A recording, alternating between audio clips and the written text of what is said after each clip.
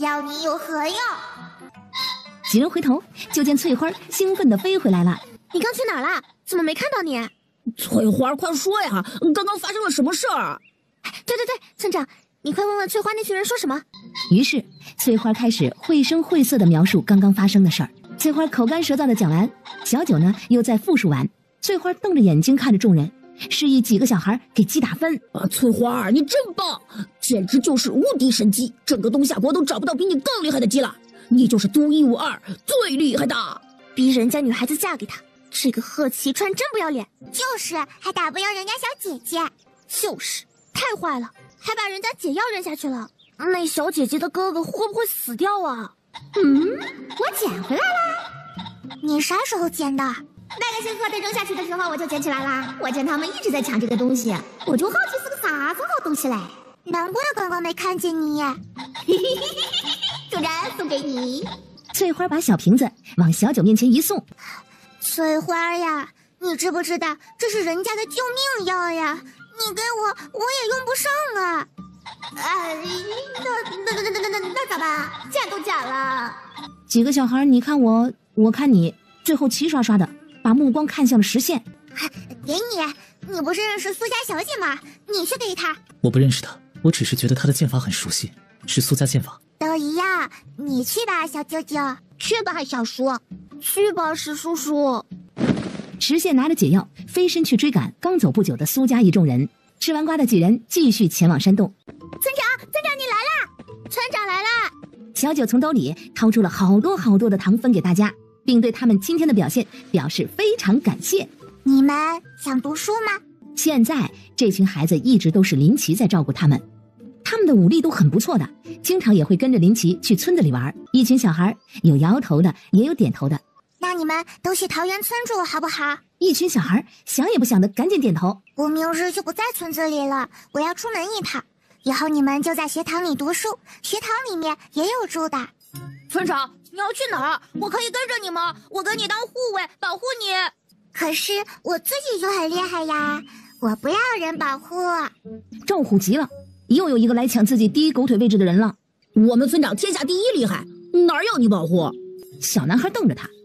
不对，村长，你明日不在村子里，那你要去哪儿啊？对啊，村长，你明天去哪儿啊？去京城呀。我也要去。小九看了眼小胖子和沈之渊。你们出远门不需要跟你们的爹娘说吗？两人齐齐摇头，表示不用。这真是漏风的破棉袄和不听话的不孝子。秦旭在一边看得好笑，不过也没有忘了此次来的目的。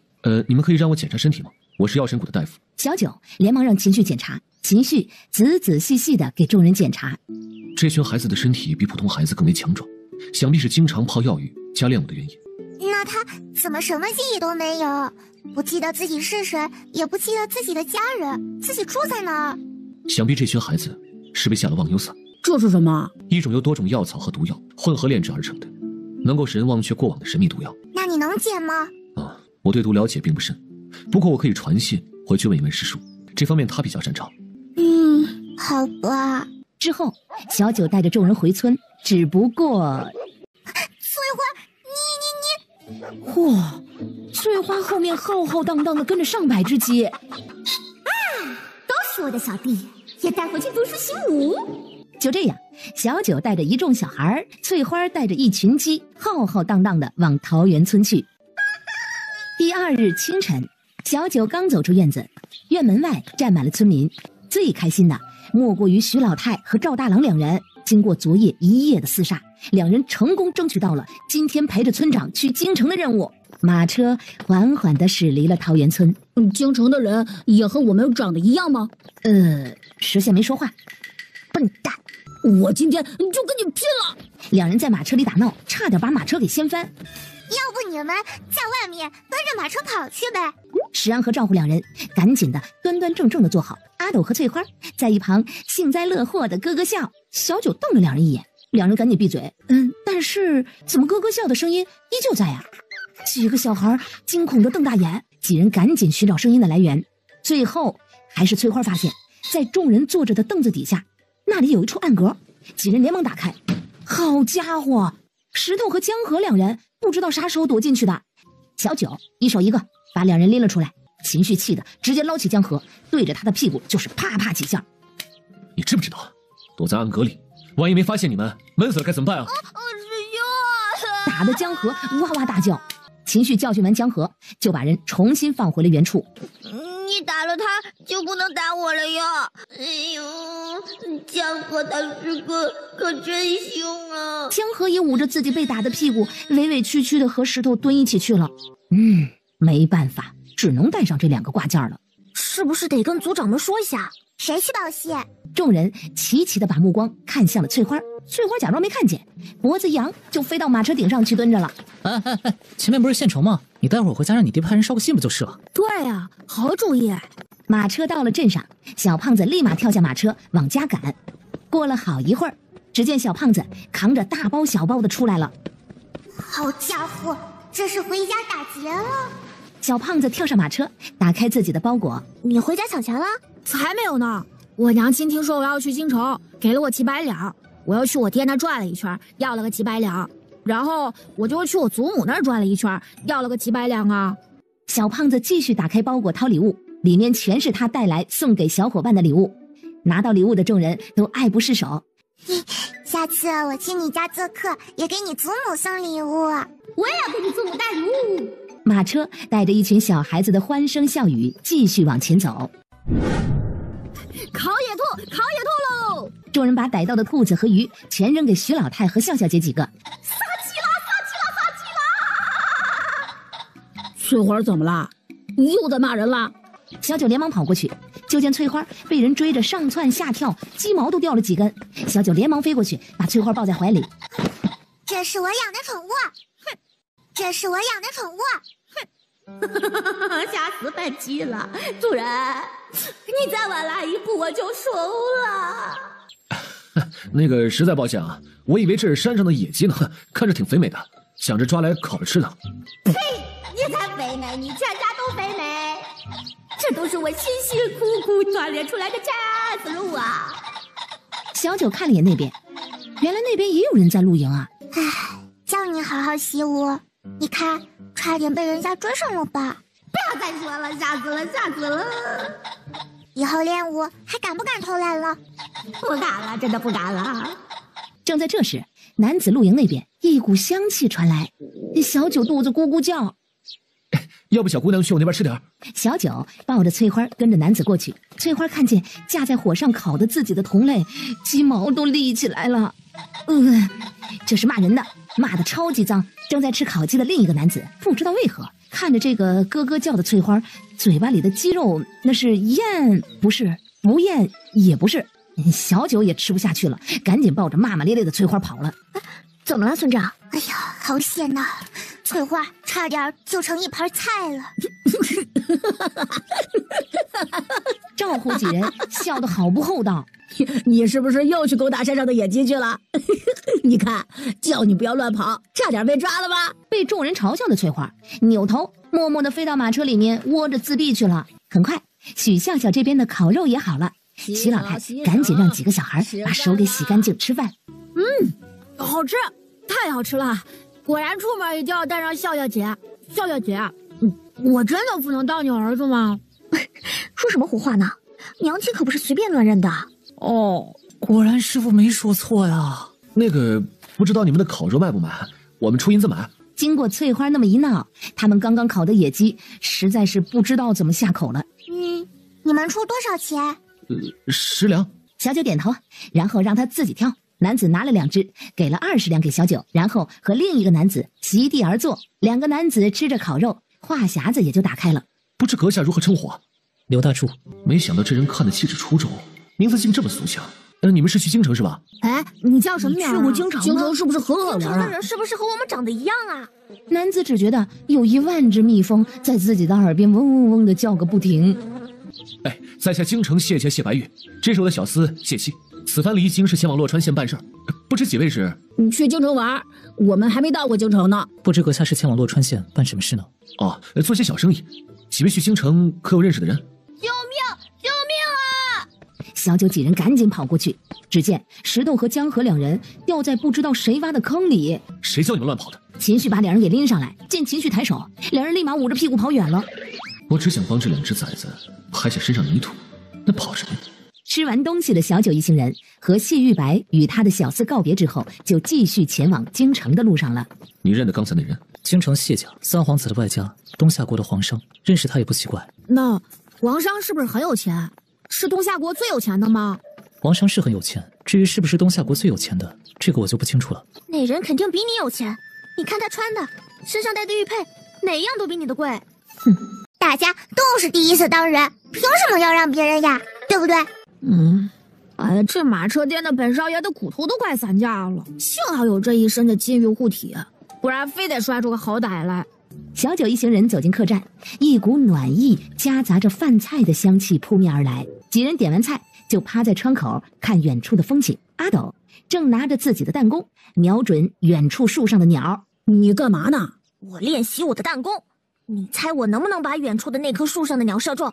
做梦呢！你要是能射中，我待会儿倒立吃饭。阿斗被激起了斗志心，拿起弹弓证明自己。阿斗眯起了一只眼，手持弹弓，手臂用力的拉伸皮筋，全神贯注的瞄准了树上的鸟儿。正好一只鸽子飞过，树上的鸟没打着，把鸽子给打着了。你说了，我就说你这个打不着吧，你还不信？哼，要不是刚刚那臭鸽子挡住了，我肯定打着了。我这就去把那鸽子抓回来烤了吃了。说罢，阿斗就怒气冲冲地飞下楼，把鸽子捡起扔在了桌上。待会儿就把它给烤了。这是信鸽。说罢，把鸽子脚上绑着的小竹筒拿下来，从里面抽出了一张字条。主上，严御史已查到一点线索，是否灭口？这个严御史是谁呀？朝中从三品官。据我所知，此人刚正不阿，体面无私，直言敢谏，不惧权贵。要不是背后有太后保他，他恐怕不知死了多少回了。不知道严御史此番被派去查什么案子？这字条上的内容显然是准备杀人灭口，抹去不利于他们的证据。那要怎么办？现在就得弄清楚御史是被派去查什么案子了，只能回京想办法通知严家，也不知道来不来得及。是不是上次在李府那个老爷爷？我好像听见你爹喊他严御史的。不管是不是，先让人回去通知我爹，让我爹派人保护严御史。沈知渊喊来自己的护卫，沈七，你把这张字条拿给我爹，跟他说这件事，一定要快点去，知道吗？可是小姐，老人和夫人命我保护你周全啊。哎呀，我自己会保护好自己的，不用你保护。再说我跟着村长呢，村长会保护我的。哎，你快去，情况紧急。沈七只能听令，拿起字条往青山县急速而去。希望你爹尽快收到消息。要是那老头真是严御史，那是不是上次山东那群黑衣人的事就找到线索了？信鸽回京还有一段时间。再说了，信鸽都已经被阿斗用弹弓打下来了，那群人收不到消息，不敢轻举妄动。毕竟那是京城三品官，不到万不得已，那群人不敢冒险。饭菜很快上来，几人也没有心思讨论刚刚的事儿了，立马狼吞虎咽地吃了起来。吃饱喝足，赶了一天路的众人找掌柜的要了几间客房休息。夜深人静，门外几位男子手中拿着迷烟竹筒，往小九一行人住的房间轻轻地吹出，迷烟缓缓地弥漫。待确定屋内没有任何动静之后，男子悄悄地潜入了小九几人住的房间。最先扛起来的是睡觉还不忘穿的金光灿灿的小胖子，紧接着是小九一行人，连最小的石头和江河也没有放过。看不起谁呢？帮他们不帮我，你不带我走？好，那我就自己跟着你们走。这会儿一蹦一跳的跟在后面。很快，几个男子把几个小孩捆起来，扔进了一处空房间里。翠花也偷摸摸的溜进去，躺在了睡得正香的小九旁边。刚追完剧出来的系统，醒醒，醒醒！叫不醒。好家伙，还中了迷药，看来得想办法从上头给宿主搞个百毒不侵的东西了。系统在小九神识里面喊了好几遍，打扰人睡觉是很不礼貌的，打扰人睡觉是很不礼貌的。还睡呢？你都被绑架了。哈，你要被别人卖掉了。那我能卖多少钱？系统心累呀。小九看脸周围，他们一群小孩全被绑来了，一个不落。外面还有说话声。小九从系统商城里买了一个小刀，把自己的绳子割开了，再把赵虎几人叫醒，然后解开绳子。村长，你这是哪儿啊？不知道，不过我们要被卖掉啦。第一次遇上人贩子的小九有点兴奋，把小刀扔给他们，自己悄悄地蹲到门口。没想到这小胖子身上这么有钱，嘿嘿，干完这一票，咱们拿这些钱就可以在这儿吃香的喝辣的了。嘿嘿嘿嘿，老大，春风楼里的头牌迎风可等着你去照顾呢。其他人也纷纷的应和，表示干完这票要好好的潇洒一回。不过老大，我们这一次从那小胖子包裹里面就收了那么多钱了，为什么还要绑那几个小孩子呀？里面的8、9个小孩，听说一人可卖个10几两，加起来差不多就是100多两。100两不是钱呐，谁嫌钱多呢？那把他们卖去哪里？把那几个小男孩卖去人牙子那儿，那2个小姑娘待会儿卖去春风楼，那儿价格高点。这群人贩子竟敢把本姑娘卖到那种地方去，待会儿定要揍得他们哭爹喊娘。小九眼睛咕噜噜的，不知道在想些什么。村长，你是不是有什么好主意？1、2、3、4、5、6、7，外面一共7个人，他们刚刚不是说去人牙子那儿卖一个人就是10几两吗？我们把他们都卖掉，就能赚将近100两呢。几个小孩的眼睛噌的一下子就亮了。外面几人商量好要怎么处理里面的小孩，就准备进来。刚打开门，几个男子就觉得好像四面八方飞来了好多孩子。小九控制好力度，一拳头下去，那个叫老大的男子直挺挺的晕了过去。村长，你去休息，这群人留给我们几个。就是村长，你让我们几个也玩玩呗。小九默默地收起了自己的小拳头。赵虎和铁牛仗着自己力气大，直接扑向了那边正欲逃跑的2个男子。几人摔倒在地，一番扭打后，赵虎和铁牛成功地将2名男子制服。打！加油！绑起来！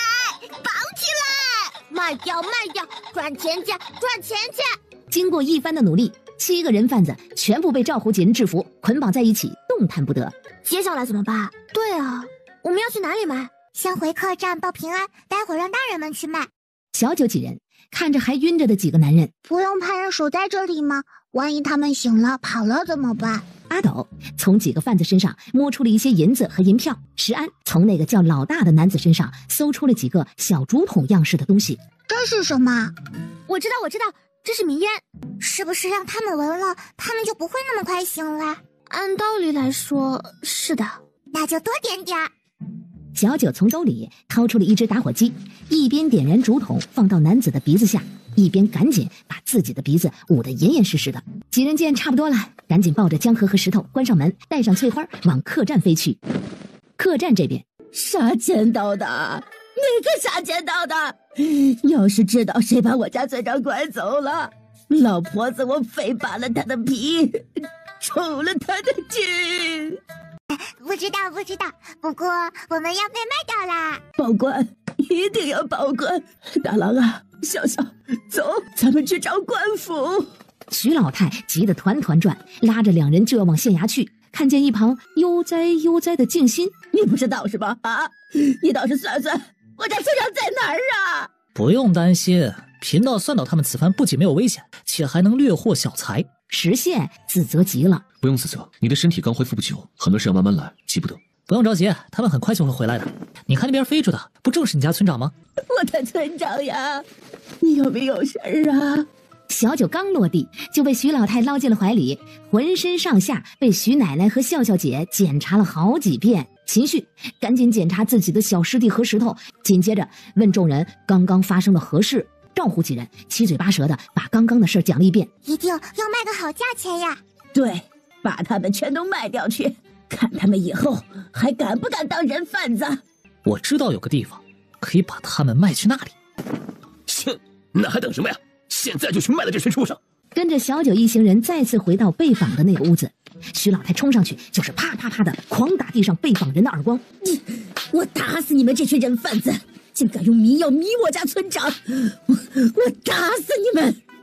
待徐老太发泄完怒火后，众人把这群人贩子装上了马车，跟着静心往他所说的地方去了。众人跟着静心来到了一处矿山脚下。什么人？不知道你这边还收人干活吗？你可以，但是这老婆子不行，我们这儿只收青壮年。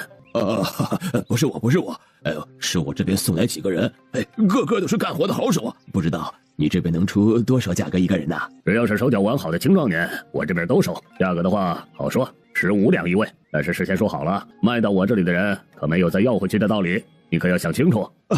明白。几人一手交钱一手交人，小九开心极了。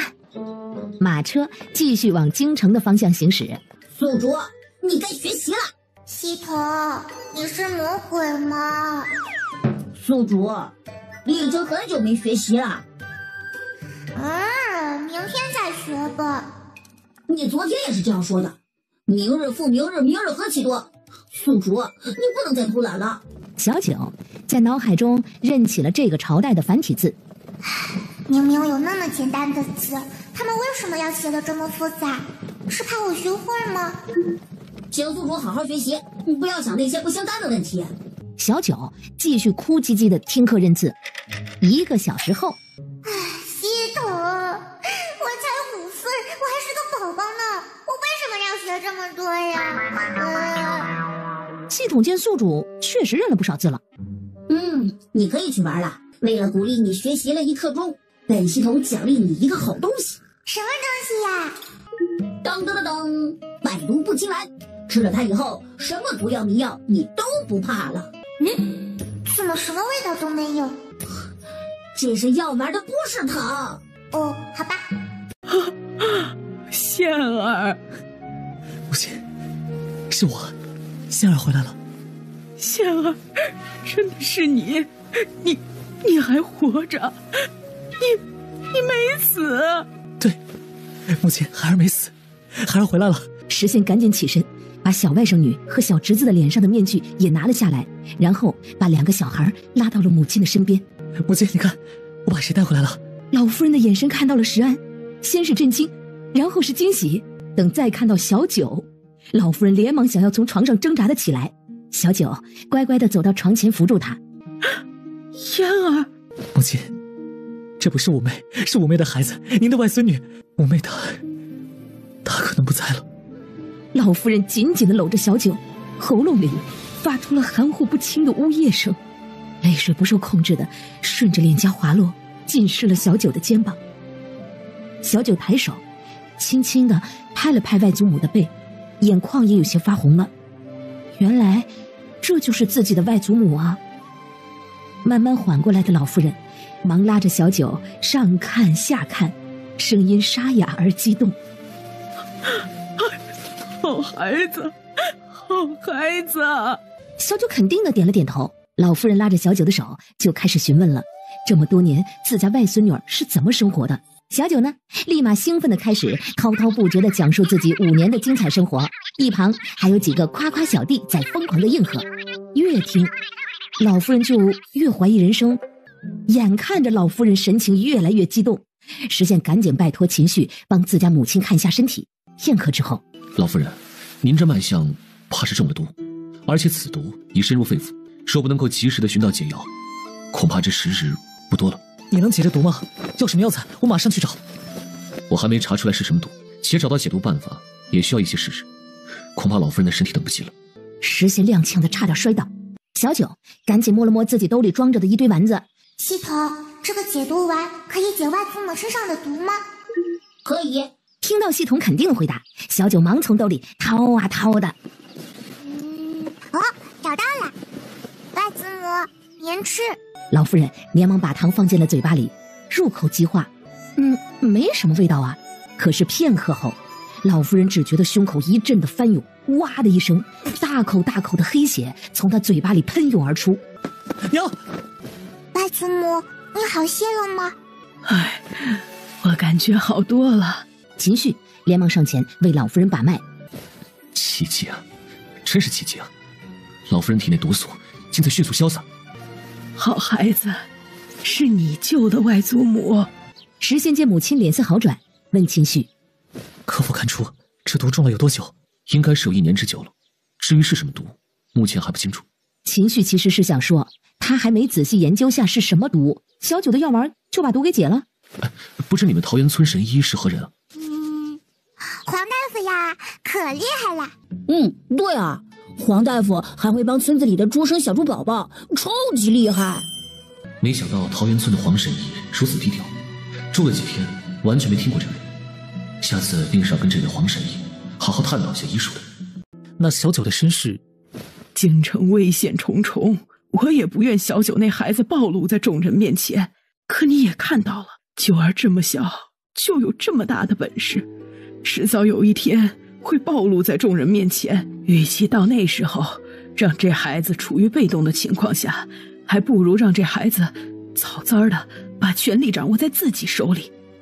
九儿这么小小的年纪，就能让一个村的村民追随于他，可见不同于寻常姑娘家，九儿注定是个不平凡的。把九儿认回来，这些东西也好有个光明正大的理由交给他。这些东西在将军府手里，或许没有在九儿手里能发挥出更大的作用。说罢，老夫人从床边的一个小暗格里拿出了一个令牌。母亲，这是什么？石家军的令牌，你父亲很早之前就交到我手上的。实际上，石家军并不认虎符，只认你爹和这令牌。当年朝中的人以为只要得到了那虎符，就能把石家军收入自己麾下，真是可笑。所以当年石家军就是因为爹不在了，令牌也没出现，不愿再继续效力新主，所以解散了。老夫人点点头。我想把这令牌交给小九，我相信那孩子能够重新把石家军聚齐。母亲您放心，我一定会帮着小九寻找石家军的下落的。另一边，这里就是你母亲曾经生活的地方，你们从现在开始就住在这里了。以后有什么事你就来找舅母，知道吗？小九捂着脸点点头。就这一路上，小九的脸蛋都要被几位舅母给亲烂了。哇，村长，你娘亲的院子好大呀，好好看！哇哇哇哇哇！村长，我要住这个房间，我要住在你隔壁。其他几人一听，赶紧去抢房间去了，谁都想和村长住得近点。你不是将军府的小少爷吗？你自己有院子，你去你自己的院子里住。这个房间我先看见的。三夫人还是第一次见自家儿子跟小伙伴打打闹闹的样子，别提多开心了。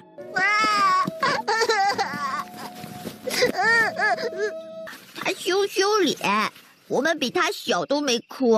三夫人连忙擦了擦儿子的眼泪。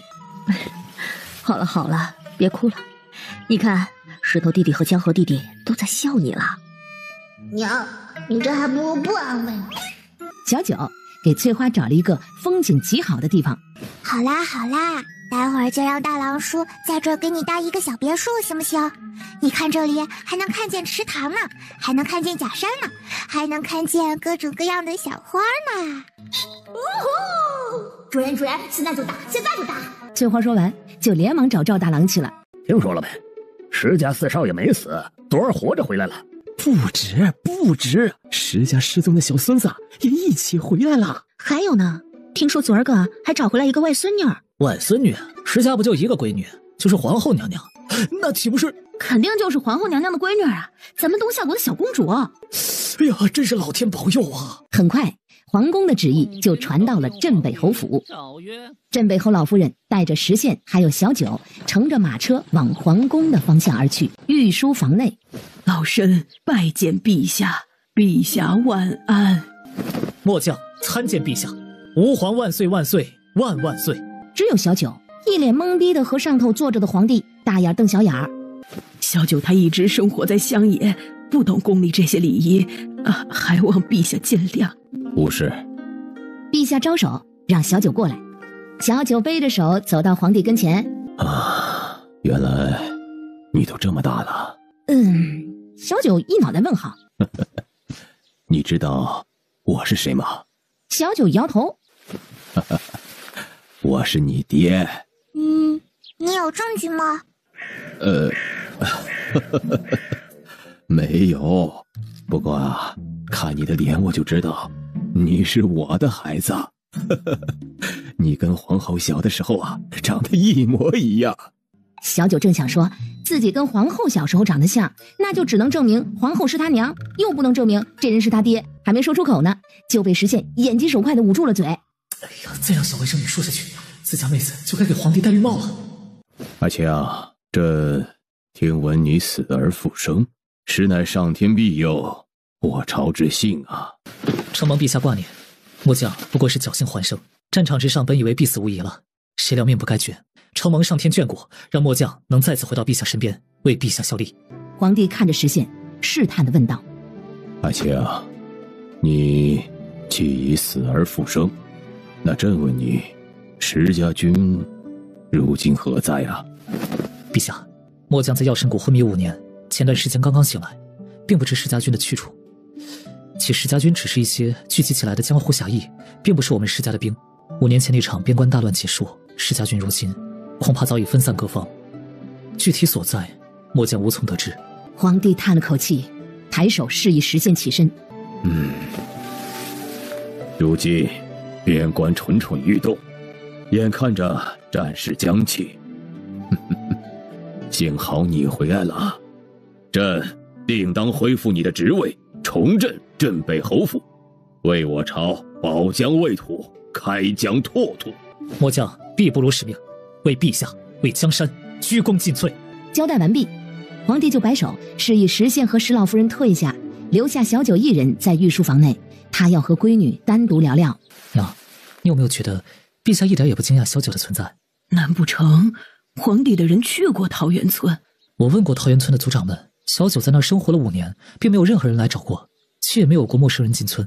这就奇怪了。石老夫人担忧地看着御书房，时间1分1秒的过去，终于小九从御书房内蹦蹦跳跳地走出来了，后面还跟着手持明皇圣旨的宣旨公公。奉天承运，皇帝诏曰：今寻回之女温婉可爱，朕心甚悦，特封为长乐公主，赐公主府一座，且赐予免跪拜之礼，望其长乐无忧，永享荣华。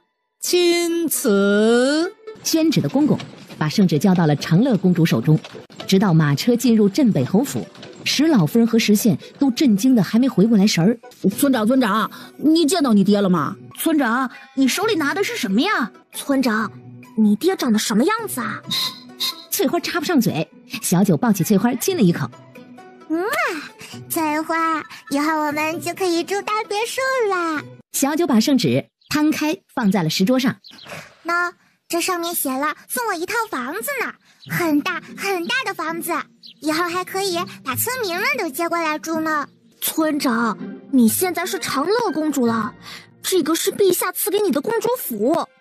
那村长以后要在这里当公主了，不回桃源村当村长了。谁说的？我们玩几天就回去了呀。那你爹会同意吗？为什么要他同意呀？脚长在自己身上，他想去哪儿去哪儿。众人觉得有道理。见小九还是他们的村长，几人就对圣旨不感兴趣了。赵大郎见村长把圣旨扔在石桌上就跑远了，赶紧小心地把圣旨卷起来，拿回村长屋里。皇宫，主上可知此事？如今其他3国对东夏国虎视眈眈，恐怕不久之后就要掀起战火。你且瞧瞧如今朝堂之上，皆是些庸庸碌碌之辈，还有谁能担得起这地域外敌的重任？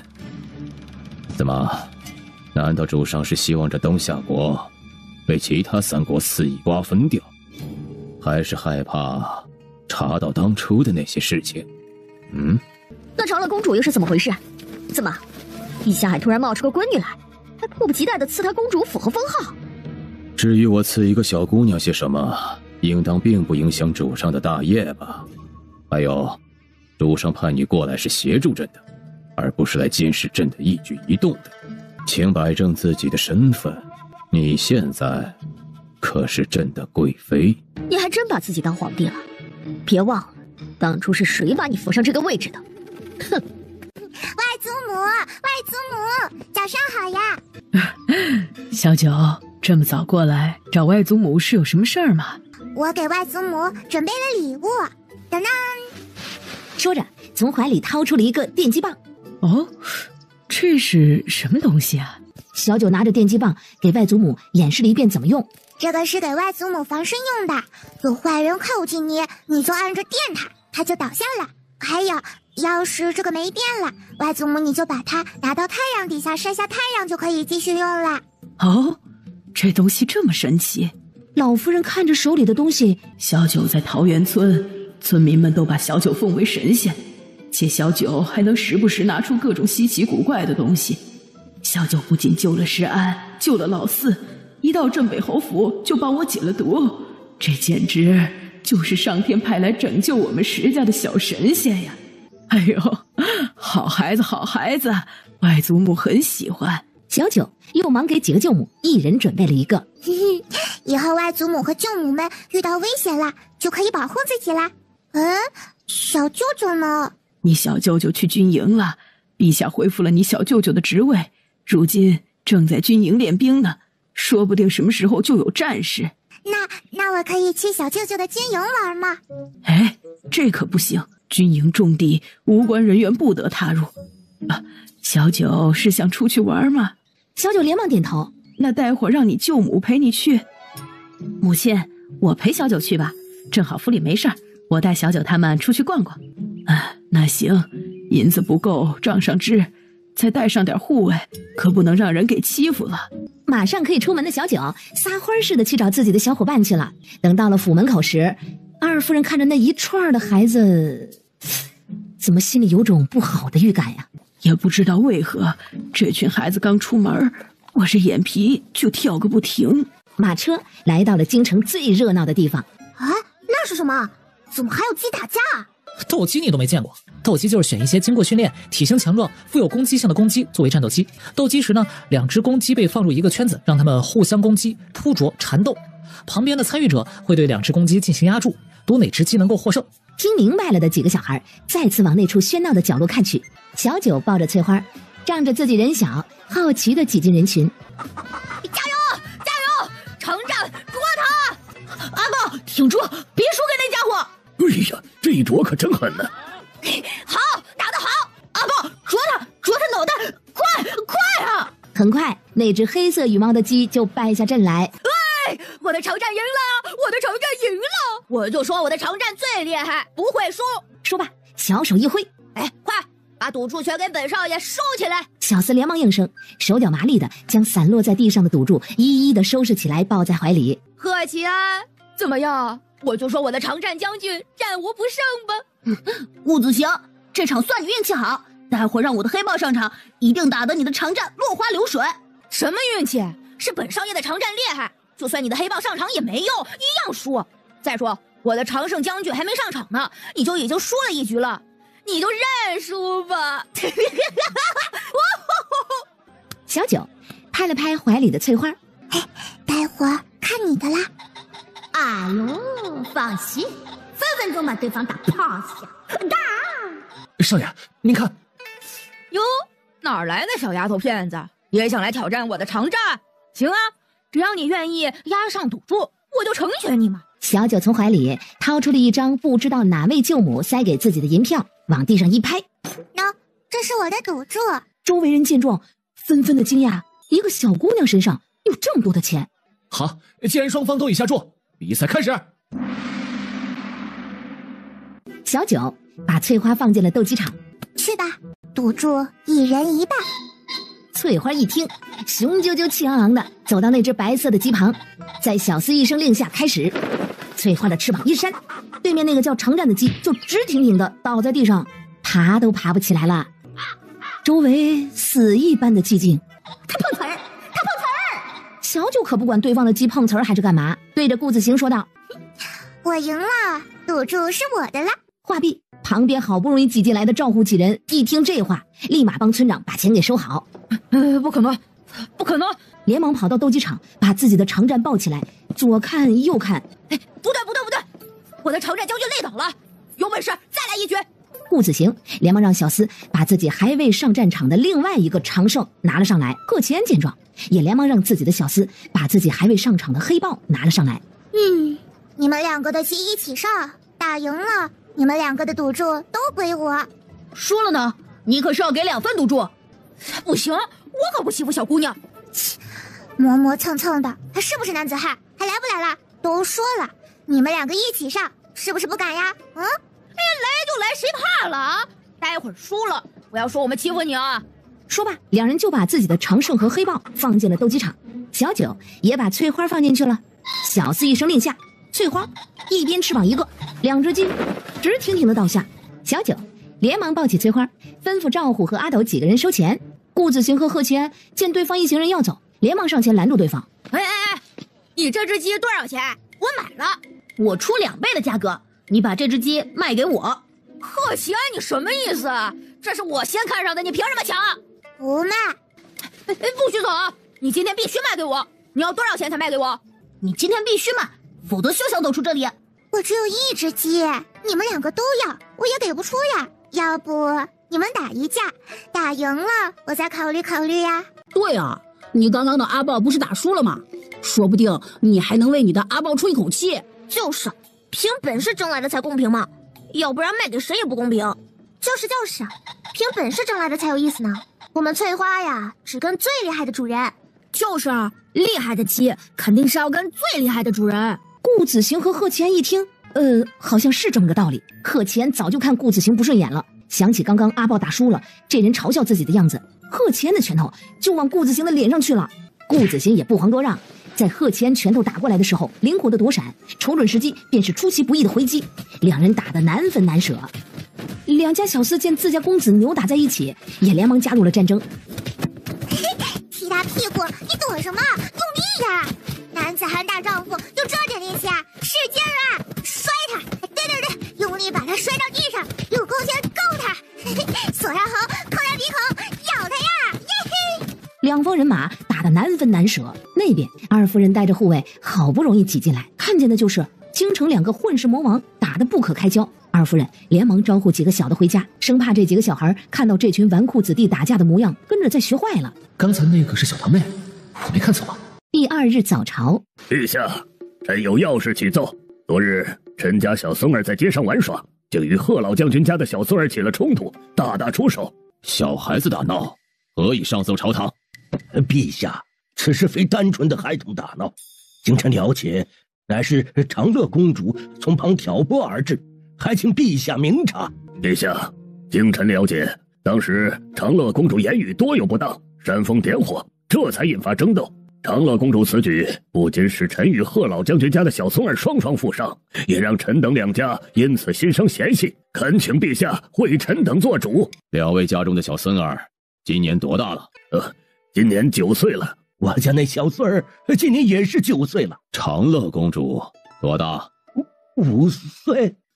你们2个好歹也是朝中大臣，自家9岁的孙儿竟能被朕那年仅5岁的闺女挑拨得斗殴起来，传出去岂不让人笑掉大牙？你们莫不是在拿这等荒唐之事来戏弄朕？陛下，陛下，据臣了解，长乐公主明明是心善，昨日见2家的公子扭打在一起，还劝架来着。许是小孩子说出的话让2位小公子误解了。2位大人，莫非是对陛下好不容易找回的小公主有意见？这就迫不及待的想要诬告小公主？沈尚书，这话是什么意思？莫非昨日神府的人也在场？并未在场，只不过昨日陈家中小孙子也在场，目睹了全程。据臣那小孙儿了解，明明是长乐公主心善劝架来着，没成想到2位大人口中，竟然成了煽风点火了。朕罚了，此事休要再提，退朝。朝堂上发生的事儿，小九几人完全不知情，因为他们现在正趴在墙头上吃瓜呢。隔壁永宁侯府的庭院中，家族荣耀为重，这门亲事关乎于家族的前程，由不得你不同意。那秦家破落户一个，怎么能配得上我们永宁侯的小姐呢？是吧？你只想着家族利益，竟全然不顾女儿的幸福，只为那所谓的前程，我绝不答应。当初明明答应过那秦家，你这般出尔反尔，还是君子所为吗？这是什么答应啊？那都是多少年前的玩笑话了。如若秦家没落败，宁儿嫁过去，我也是万般愿意。可是你也看见了，现在秦家是什么情形啊？宁儿嫁过去有什么好的？你怎可这般嫌贫爱富？你忘了当初你们永宁侯府了吗？还不是一样的落败？你如今倒嫌弃起秦家了，说白了，你就是拿女儿的幸福去给你的前程铺路。我告诉你，你死了这条心，我不会让宁儿嫁过去的。这泼妇，你怎这般不可理喻啊？这桩婚事母亲也是同意了的，你难道要忤逆长辈吗？你永宁侯见与夫人争执不下，泼妇淫妇，随后甩袖离去。瞧瞧他这副模样，当年他们永宁侯府还不一样是破落户？要不是靠着我的嫁妆，哪能有今日的风光？夫人说的是，都是夫人您的功劳。夫人，您千万别气坏了身子，侯爷兴许就是一时糊涂。你们两个别激我，你过去点。合理，把钱全部带走，闺女也带走了，这样谁也不能逼你闺女嫁人啦。嘿嘿。村长，王者荣和赵虎太胖了，快把我急死了。谁？院子里的永宁侯夫人和丫鬟听到声音立即抬头，只见自家墙头一大排的全是小孩的脑袋。丫鬟刚想喊人，被永宁侯夫人制止了。妾身参见小公主，公主万安。她干嘛呢？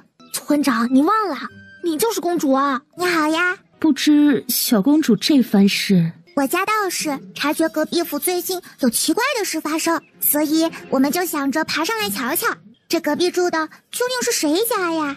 确实，贫道昨日夜观天象，见星象异动，经过一番推算，发现隔壁府中恐有不好的事即将发生。这位小道士，能否说说这即将不好的事实啊？要不小公主来妾身这院子坐坐？好嘞，走。小九几人正等着这话呢，墙头一溜的孩子嗖的一声跳下墙头，永宁侯夫人连忙招呼众人落座，并让丫鬟把这50两递上。麻烦这位小道士帮忙看看我这院子风水是哪里有问题。夫人，昨夜贫道夜观天象，又结合卦象推断，令院即将成婚，且这即将成婚的这位对象是乃命数相冲之人，此桩婚事若成，您的女儿恐将身陷不幸之境，且不出几年，令园或会遭遇不测，令您早年丧女。届时你也会因为爱女之死而深陷自责，最终积郁成疾，随女而去。永宁侯夫人听到静心这番话，脸色瞬间变得煞白。我就知道这桩婚事就是把宁儿往火坑里推。道长，若真像您说的这般，可有破解之法？求您救救我的女儿。静心正想回话，看见一旁竖着2只耳朵听得津津有味的小九。嘿嘿，报仇的机会到了。您可以问问长乐公主，破解之法在长乐公主身上。众人把眼睛齐刷刷地看向小九，求求长乐公主救救我家小女。小九见大家都看着自己，而自己身为一村之长，那不能让人看了笑话去。我想想啊，有了！记得表姐说过，婚姻就是爱情的坟墓。刚刚静心说，这永宁侯夫人的女儿，若嫁给了平南侯世子，就会遭遇不测的，会早早丧命，进入坟墓。那不嫁给他不就是啦？那你就不要让你的闺女嫁给那个让她遭遇不测的人，不要成婚了。可是我家老爷不同意，老夫人也不太同意。如今是铁了心要将闺女推入那火坑，我若反对，老夫人恐怕会用孝道压我。那就和离吧。和离？村长，不至于，我……哎呀！小九正拖开静心扒拉自己衣袖的手。对，和离，把钱全部带走，闺女也带走了，这样谁也不能逼你闺女嫁人啦。嘿嘿，没错，和离。以后你带着钱，还有你闺女，想去哪玩就去哪玩，再也没有人逼你闺女嫁人了。对，和离后你就不用听你家老夫人的了，她管不了你了。我们村子里的笑笑姐姐也和离了，现在过得可开心了。就是，不信你问铁牛，笑笑姐就是她小姑姑。铁牛连忙把自己的小姑姑以前过得如何苦，然后踹掉她之前的小姑父之后，现在过得如何开心的事儿，一五一十的讲给了永宁侯夫人。可是自古和离的女子都会被人指指点点的，谁敢说你就揍他。再说你有钱，多请几个会骂人的护卫，谁说你就让他们骂回去。但是和离的女子是很难带走自己的子女的。那就把你的闺女抢过来呀！万一他们报官怎么办？这样，你有钱，你多请些护卫，天天上门抢闺女，抢了就藏起来。他们如果报官了，那你就说把女儿带出去逛街玩去了，等把闺女还回去，过2天就又抢，等他们再报官，你就再还回去，然后再抢。好玩！你下次抢闺女的时候，记得叫上我们帮忙呀。对，我们帮你抢，我们最热心了。这怎么听起来这么混不吝呢？像极了无赖。不行了，不能再让这群小孩说下去，再让他们说下去，待会儿永宁侯府大概要散了。夫人，破解之法贫道已告知于你，贫道使命已达，这便先行回去了啊。说吧，静心就扛起还在喋喋不休的小九，连忙翻墙回到了镇北侯府。几个小孩见村长已经走了，连忙也跟着回去了。夫人不会真的信了刚刚那几个小孩说的话了吧？我觉得他们说的有道理。秋夏，你立刻让嬷嬷去盘点下我的嫁妆，然后再去外面请一些护卫。还有些事儿我还没捋清楚，你先暂时去把这2个事情办好。西头，我现在是不是看起来稳重多了？一段时间没见，你们想老夫了没啊？几个小孩沉默了半晌，最后还是比较有情商的阿斗说了一句想。徐副司，你也来京城了？那你什么时候走呀？没想到你们几个小孩这么想我。放心吧，事情已经办完了，这次回来就不走了。以后你们去哪儿，老夫我就跟到哪儿。小九几人想说，哎呦，这还真是惊天噩耗，晴天霹雳呀！来，让老夫来看看你们功课落下没。说罢，徐老就让镇北侯府的小厮和丫鬟搬来了几张桌子和拿来了一些笔墨纸砚，放在了院子里。徐爷爷，我突然想起来我还有事呢，我先走了哈。小九说罢后退了几步，就像撒鸭子开溜，却是被石宪一把又给拎了回来。舅舅，你回来啦？吹牛好不好玩啊？石宪把小九拎回了放了笔墨纸砚的桌子旁边的凳子上坐着。军营不是玩的地方，还有你们最近来京城这几天，是不是把学业和练武全都抛到脑后了？听府里人说你们最近天天只知道玩了。舅舅，外祖母有事找我继续就回啊。你外祖母特意交代，今日谁都不能来打扰你们学习。赵虎几人见村长都坐到课桌上去了，也不情不愿地找好位置坐好。老夫离开之前，记得你们是学习了千字文的前2页是吧？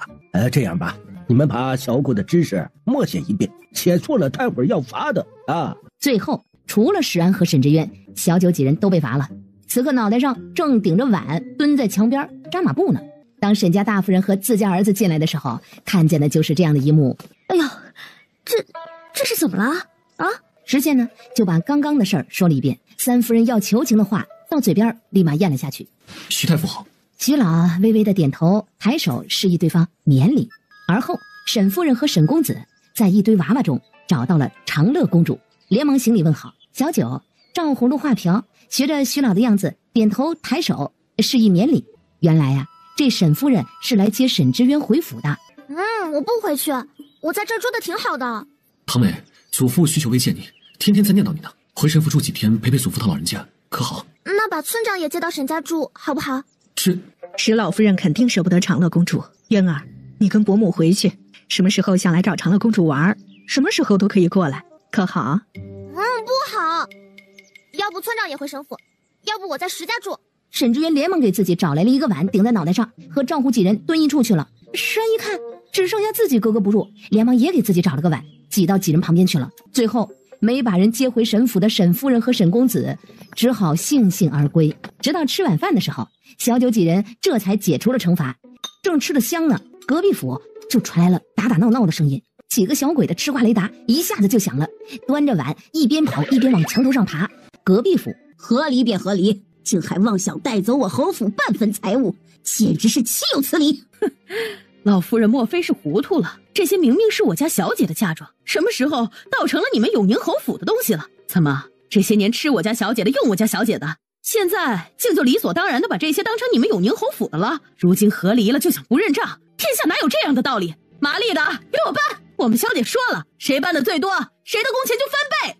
屋顶上的小九几人一听说有工钱还翻倍，这活他们爱干，于是屋顶上就飞下了一群端着碗的小孩。真的有工钱，搬的最多的双倍吗？真的？嬷嬷看着这群不知道哪儿来的孩子，愣愣的点了点头。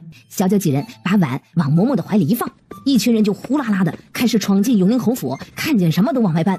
永宁侯府的管家见状，哎呀，急得直跺脚，声嘶力竭的喊道：“炒菜的锅搬不得，搬不得！哎呦，那是我们老爷上朝穿的朝服，你快放下，快放下！哎呀，那是我们老爷上朝坐的马车，牵回去，牵回去！哎呀，那是我们老夫人睡觉用的床，你不能抬，不能抬！哎呦喂，那是祠堂里供奉的祖宗牌位啊，不能动，不能动啊！反了，反了！快报官，快去找侯爷，快！嬷嬷，那边那些全是我们班的，工钱翻倍，给钱。给。好半晌才反应过来的嬷嬷，立马从钱袋子里给这群孩子一人抓了一把的碎银子。嘿嘿，下次还有这活，记得叫我们哈。去查，给我去查，这群小孩到底是谁？还有是谁给夫人出的主意？第2日早朝，陛下，臣弹劾长乐公主，要不臣夫人与臣和离，还带人将臣的府邸抢了个精光，简直是无法无天呐！恳请陛下为臣做主啊！朝堂之上顿时一片哗然。哼，荒唐！我是桃源村的村长石小九，镇北侯府。你们抢什么不好啊？抢人家祖宗牌位，这是大不敬，知不知道？我又没抢牌位，为什么我也要被罚？小九拳头捏了又松，松了又捏。你这是还想揍老夫不成？你们知不知道，京城不比青山县，这次是你们运气好，干坏事没有被外人看见，永宁侯这才拿不出证据来，是百口莫辩。万一今日他拿出了证据，小九你有没有想过，陛下会怎么罚你？他打不赢我。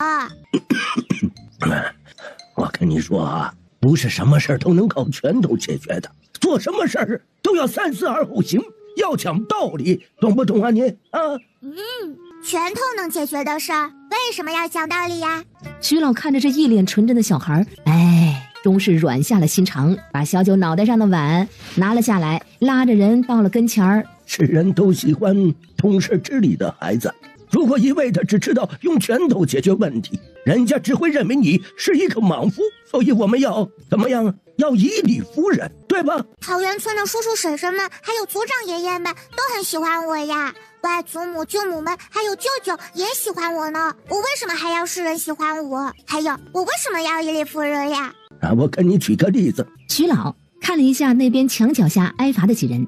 假如说你小九有一天看见你的村民赵虎和别人起了冲突，而你作为东夏国的公主和桃源村的村民，难道你也不问缘由，冲上去就把对方给揍一顿啊？让百姓以为你是个不讲理，只知道袒护自己村民的公主吗？对呀，冲上去揍对方一顿。我是来给赵虎撑腰的，又不是来主持公道的。我打完了再问清楚缘由，不可以吗？那如果是赵虎的错呢？我没错。我是说假如，这还是个孩子，不气。那我就再把赵虎揍一顿，然后让赵虎道歉。那你为什么不先问清缘由再动手？我怕万一道理讲不过人家，我先打了再说呗。谁教你的这个道理啊？看着我长大的人。没错，上辈子表姐就是看着小九长大的。人外有人，天外有天，你就保证这世上没有人比你更厉害的了。这世上武功高强的人多了去了，不只是你现在看到的这群人，朝堂外还有江湖，东夏国外还有其他的国家。到那个时候，你该怎么办？我为什么要考虑那么远的事情？我才5岁，我5岁就已经这么厉害了，等我再长大就会更厉害的，那我能打的人就更多了。差点被小九说服的徐老，气得又把小九扔回墙角，扎马步去吧。你好好给我反省。哼！说罢，气呼呼的就走了。小九在心里和系统碎碎念：他说不过我就罚我，哼，讨厌。哎呀，徐夫子也是为你好。你想想，你来京城才几天，你一个小屁孩就被人家弹劾了2回了。他们那么大的人了还告状，羞羞脸，有本事自己找回场子呀！真是的。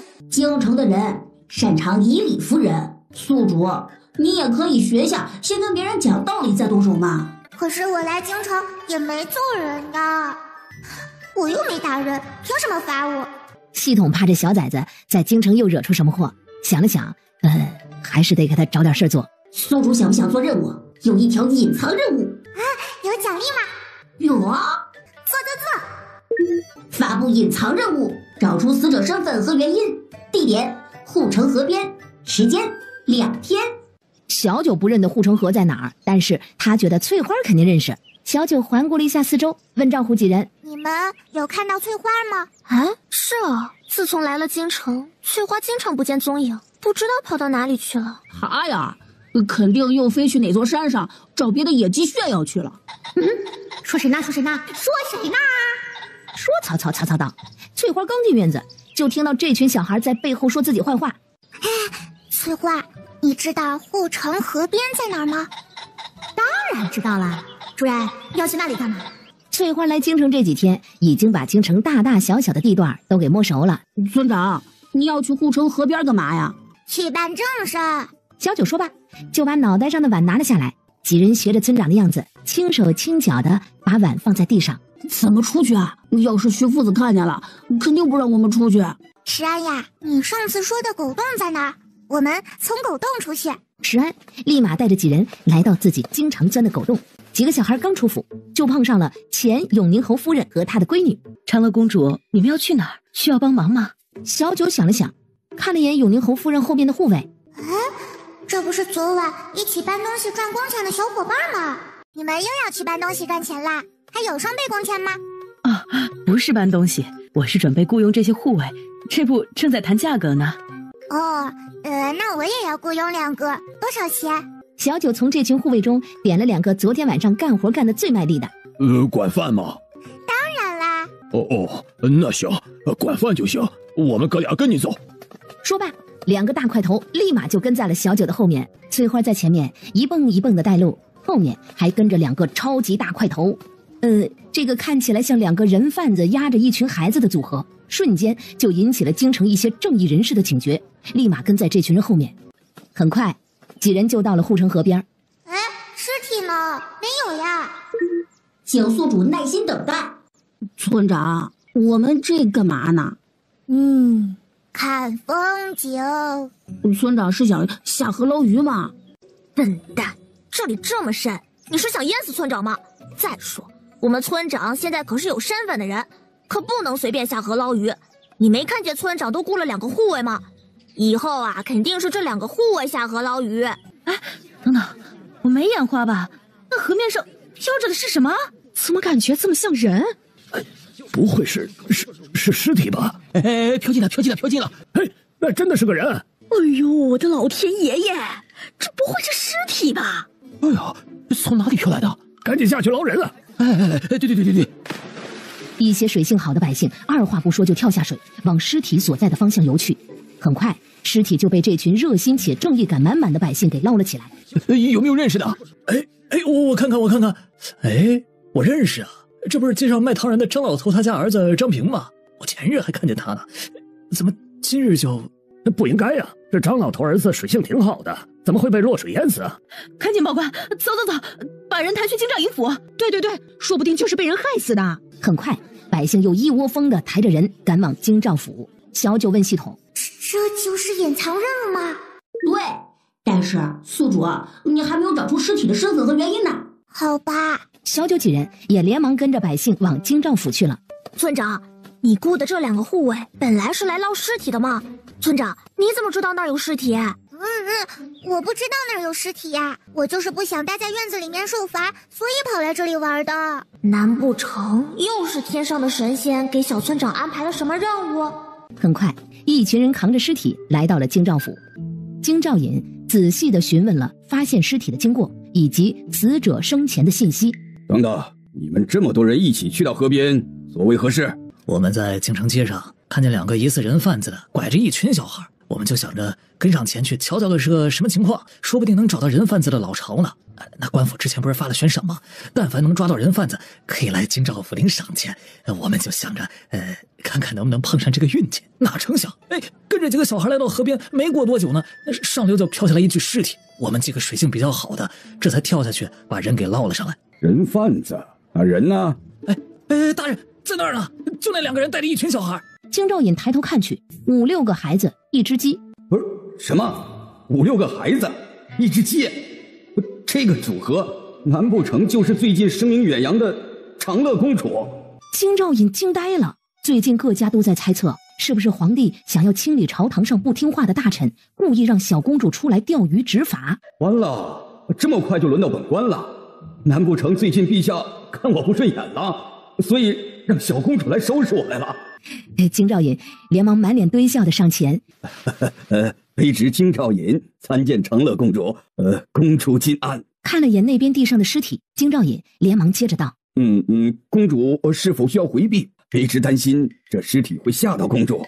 不用，我不怕。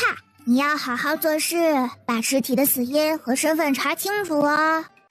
公主放心，卑职定当竭尽全力，哪怕挖地3尺，也定会把事情查个水落石出，不辜负公主的期望。说罢，立马打起了12万分的精神来处理此事。大堂内反应过来的衙役和百姓们纷纷的朝长乐公主行礼。你们很棒！几位百姓一听，顿时挺起胸膛，感觉无比自豪。众人见小公主的目光放在了尸体上，刚刚有百姓说自己认识尸体身份，可否上前说说？这个人就是卖糖人的张老头家的儿子张平，我家就住在他家隔壁，前日我都还看着张平呢。他家还有什么人？回大人，这张平原本家里有个媳妇和儿子，不过年前他妻子病死了，留下了一个儿子。前段时间听说他家儿子也被拐子拐走了，张平和他父亲前日还到官府报过案呢。对，这事我们也听说了。这张平啊也是惨，家里现在只留下自己和他父亲了，听说孩子还没找到呢。这张老头啊最近急得也病倒了。张平家可有什么仇人？系统，这世上真的有人长生不老？张平家可有什么仇人？没有，张平和他爹都是性子极好的人，很少与人起冲突。就算有，也只是一些平常鸡毛蒜皮的小事儿，邻里邻居的一些小的争吵，多少难免都会有。昨日可有人见过张平？回大人，昨日夜里我家相公见到过这张平出门。你是张平邻居？是，我家也住在张平附近。昨天夜里我家相公还说这张平真是找孩子找魔怔了，大半夜不睡觉也跑出去找。众人唏嘘啊，京兆尹赶紧喊来仵作查验尸体，然后派了一些衙役去检查一下尸体是从何处飘下来的。另外派了几个衙役跟着百姓去到那个张平的家里询问情况。安排完这些事儿长乐公主，卑职这边一旦有消息，立马派人通知你，可否？那要多久？10日内，卑职查出来，第一时间告知公主。不行，最多2日。2日？公主，这不可能啊！且不说这男子是不是自己失足落水，就说查清男子的身份，还有最近几日的行踪，也要花好几日的。不是失足落水，就是有凶手，你快去查呀！还有之前那个张平和他父亲报官，孩子被拐走了，你查出来了吗？那官府办事有个先来后到，这件案子比较多，人手不足，肯定要先忙完其他案子才能开始处理后面的案子。小九见那边站了一排的衙役，这不是有人吗？站在这里闲着呀，快动起来呀！就这样，整个京兆府人人手里就被分派了活计。没过多久，那几个被派出去的衙役便回来了。据张平的父亲所述，这张平昨夜与张老头提及了似乎是已经找到儿子的下落，故而他才大晚上的外出想要一探究竟。而前往护城河边探查线索的衙役也已经回来。原来这条河流的上游途经了好几个地方，其中便包括赫有名的弘福寺。仵作这边也已经得出了结果，这个张平在死前遭受了极为严重的内伤，所以现在是要找出这个内力深厚，能一掌把张平打进河里的人，这个人就是凶手。是的。那你去找呀。公主，此事急不得。刚刚衙役询问了河流附近的村民，并没有人见过张平。再说，从仵作验尸的结果来看，张平受了很严重的内伤，说明打这一掌的人武功高强，来无影去无踪，这人不是一时半会儿就能找到的。刚刚不是说还有一个弘福寺吗？怎么没去问？回公主，那弘福寺也不是小的们想查就能查的呀。是为什么不能查呀？弘福寺信众多，而且弘福寺听说来头不小，背靠长生殿，那可是当今陛下都不敢轻易冒犯的呀。小的们哪敢冒犯弘福寺啊？长生殿是什么地方？长生殿，公主你都没听说过呀？我们东夏国的国师那就是长生殿里出来的。据说这长生殿啊，凌驾于4国之上，每一个国家的国师啊，那都是长生殿的成员。即使是皇室成员，那也是必就忌惮长生殿里的人。长生殿的势力遍布各地，而且这长生殿的奇能异士众多，而且啊，还都是些武功高强之辈呢。公主，你看现在天色也不早了，要不公主先回府，等事情已经明了，找到凶手，衙门再派人第一时间通知公主，可好？那行，等你好消息。要是你明日还没找到，我就去你家找你哦。说罢，小九招手，带着呼啦啦的一群人回府了。清照爷见长乐公主走了，总算是松了一口气。小九几人按照原路径从狗洞钻回了府，一进去就看见正在打坐的静心。哎，你知道长生殿和弘福寺吗？知道啊，怎么了？那你能给我们讲讲吗？在世人的传说中，长生阁是个充满神秘和希望的地方，世人都想延年益寿、长生不老。长生殿就是能带给百姓希望的地方。那个长生殿真的能让人长生不老？这我也不知道。据说有百姓亲眼见过自己死去的亲人死而复生呢。静心看了眼四周，小声的道：“我跟你们说，而且得罪长生殿的下场都很凄惨。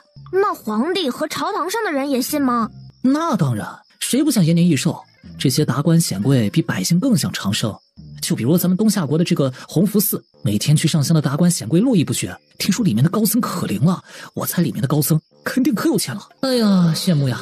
哪像我们道观，四面漏风，穷得叮当响，每天想吃饱还得靠自己去招摇撞骗。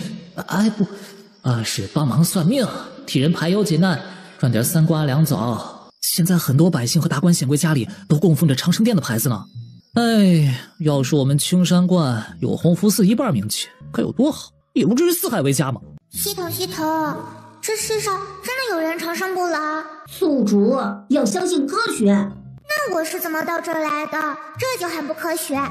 系统，你是从哪里来的？为什么别人都听不到你声音呀？我们系统界的事情少打听。哼，那我们明日去弘福寺吧。我不去。那我们明日去弘福寺吧。我不去。要是在京城别处，我很乐意跟你们去看戏，但是弘福寺不行，万一你们几个惹祸，我可救不了你们。我们还是不是好朋友啦？倒也不是那么熟的好朋友啊。静心连忙撇清关系，死道友不死贫道。再说你们去弘福寺干嘛？这么小就想要长生了？我就是想看看他们是不是真的能让人死而复生。明日我想把张平的尸体抬去弘福寺，我想看看他们是怎么让人死而复生的，我还没见过呢。我也要去，我也没见过呢。且不说弘福寺能不能复活一个人啊，就说复活一个人代价有多大嘛？你们以为这是动动手指就可以办到的事情？再说了，这弘福寺的人未必会搭理你们。我不是公主吗？为什么不搭理我？除非你是当今陛下，要不然区一个公主，人家不会把你放在眼里。弘福寺最不缺的就是皇室宗亲、达官显贵。那不乖，我就要去。对啊，你不是说弘福寺是救百姓于苦海的活菩萨吗？那张平不就是百姓，怎么就不能救了？你们真要去啊？几人赶紧点头。那行吧，那明日不许说我是青山观的道士啊。行。1个少年6个孩子完成了一次愉快的会议。还没高兴太早，徐夫子就来了。小九几人赶紧排站好。下午去哪儿了？小九眼睛咕噜噜的转，指着翠花。翠花生的鸡蛋落在外面了，我们去捡回来，不能浪费了。站在旁边看戏的翠花面对突如其来的祸，发出了疑惑的鸭叫声。翠花生的蛋落京到府了？徐夫子，你怎么知道的？你也出去啦？不止我知道，整个京城的都快知道了。听说还捞上来一具尸体，怎么回事啊？说到这个，几人可懂了，连忙围着徐老开始七嘴八舌的讲今天发生的事儿。说完，几人总觉得自己好像忘了什么。村长，我们是不是落了什么东西啦？村长，你雇的那2个护卫呢？对呀，我的护卫呢？刚刚几人从狗洞钻进府的，好像把那2个护卫忘在府外了。几个小孩赶紧往狗洞处跑。赵虎第一个爬出去，就见2个人高马大的护卫可怜兮兮的蹲在狗洞处。不好意思，我忘了，这个狗洞太小了，你们钻不进来。说罢，带着这2个护卫从大门进来了，把人带进来，就准备跑了。站住！你们今日课业写了没有？徐夫子什么时候布置了课业？我怎么不知道啊？不知道啊，是不是徐夫子记错了？哎，你们是不是都没写？那我就放心了。好像是昨日，不过我和村长早上已经写完了。我也是早上写完了。你们昨日没听夫子说今日要检查吗？很荣幸的，这3人又被罚蹲马步了。听说你们明日要去弘福寺啊。福寺，你说弘福寺的高僧真的能让人死而复生吗？那是世人愚传，生老病死那是那人间常态，谁也无法改变。那弘福寺的，难不成还能逆天改命啊？你们几个小孩子家的，可不能信这些呀。我们才不信呢，我们就是好奇。不过这次清照府那张平的尸体，今日大半个京城的百姓都目睹了。明日带着尸体去弘福寺，这群百姓定去瞧热闹。正好我倒要瞧瞧，这群号称救苦救难的高僧要如何应对。夫子和那弘福寺有仇？单纯看不惯罢了。行了，不聊他们了啊！一群道貌岸然的家伙，走，吃晚饭去，看看你们笑笑姐做了什么好吃的。走。徐老并没有正面回答沈之渊的问题。一群小屁孩，没想到还挺聪明的。哇，好香呀！小胖子几人连忙马步也不蹲了，立马往吃饭的地儿跑。徐老也假装没看见。这群小馋猫。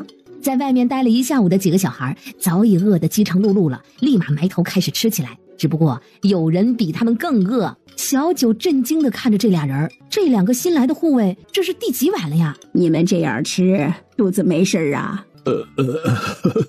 这个，俺们兄弟两个从小这饭量就大。哎呦，难不成吃太多了，主人家有意见了？难怪你们说管饭就行。我们虽然吃得多，但是我们力气大，能干很多活的。哎，那力气有多大呀？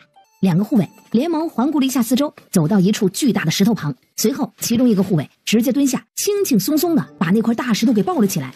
待石头放下后，另一个护卫也连忙起身，身子微微前倾，脚步稳稳的站在地上，和刚刚那个护卫一样，轻松的就把石头抱起。小九也跑到石头边，是时候给他们展现一下自己的实力了。小小的人儿，一脚一踢，手一接一抬，整套流程一气呵成。站在大石头旁的两个人高马大的护卫吓得抱在了一起。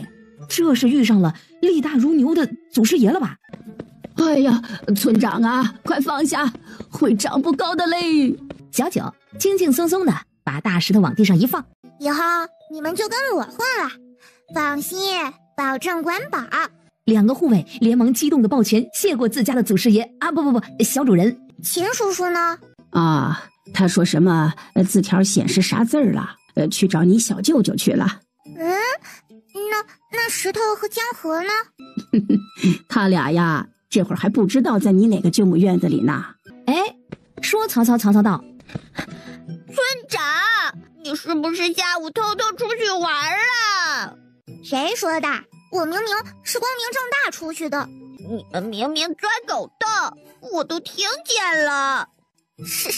谁说的？我堂堂一村之长，怎么可能钻狗洞呢？真的。当然了，你怎么能怀疑我呢？是胖哥哥告诉我的。这矮墩墩不仅出卖我，还造谣我胖，还有我哪儿胖了？最后，小六子受到了大家的一顿指责。我以后再也不搭理这俩矮墩墩了。谁知道这俩小屁孩小年纪的，还学会了套话。哎，你都不找你师兄？戳我干嘛呀？小九尴尬地收回自己的小手指，他忘了自己力气巨大来着。他赶紧的把人拎起来，然后迅速地跑回自己的屋子去。哎呀，好险啊，差点就被讹上了。夜色已深，众人也纷纷地回了自己的屋子。当夜的寂静被第一缕晨光打破，一切又重新开始。小的们，出发喽！呼啦啦的冲出了一群小孩。哇，这么早啊？寺里的和尚起床了吗？你笨啊！等我们把张平扛过去，都不知道什么时候了。再晚点，肯定人就很多。我们要占一个好位置。走了。哎呀，就不能让我睡到中午吗？精力这么旺盛，也没见你们分出一点用在功课上。村长，我跟着你一起去。马车拖家带口的带着一众老小出了府门。马车加快了速度，来到了京兆府。小九一路跑一路问到了张平尸体的存放地，叫上护卫，抬着板子就往外走，留下一众懵逼的衙役。小九又连忙跑回来，招呼着一众衙役跟自己走。路上百姓看见前头抬着的张平，这是找到凶手了，还带了这么多的衙役去抓人。于是一群百姓也跟在后面去看热闹了。很快，小九一行人在衙役的带领下来到了弘福寺的门口。弥陀佛，诸位施主，这是何意啊？为何抬着逝者至此，还劳师动众，竟让我去清净啊？我听说你们弘福寺能够让人死而复生，那尸体给你们抬过来了，你们让他活过来，让我瞧瞧。圣僧，这张平可惨了，媳妇儿死了，孩子丢了，家里只剩下个卧病在床的老父亲了，自己还死得不明不白。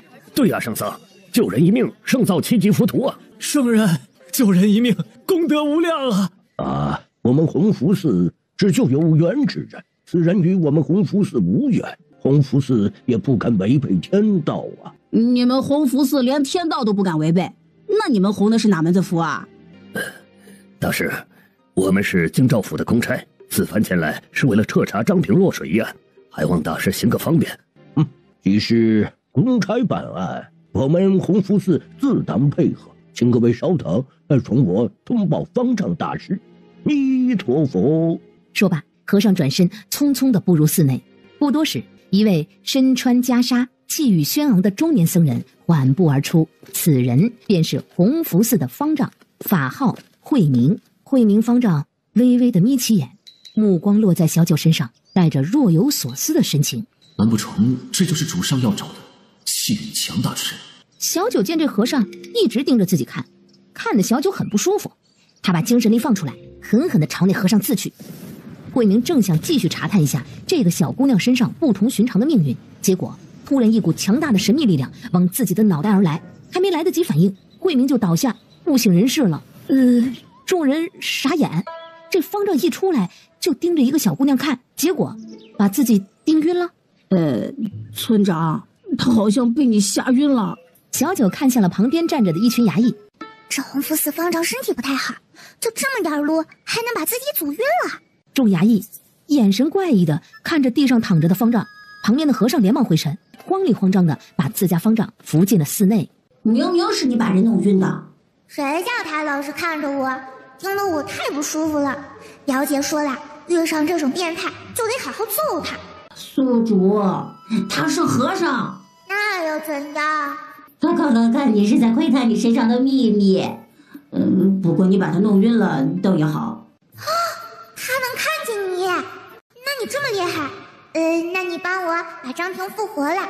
我想问问是谁把他打死的。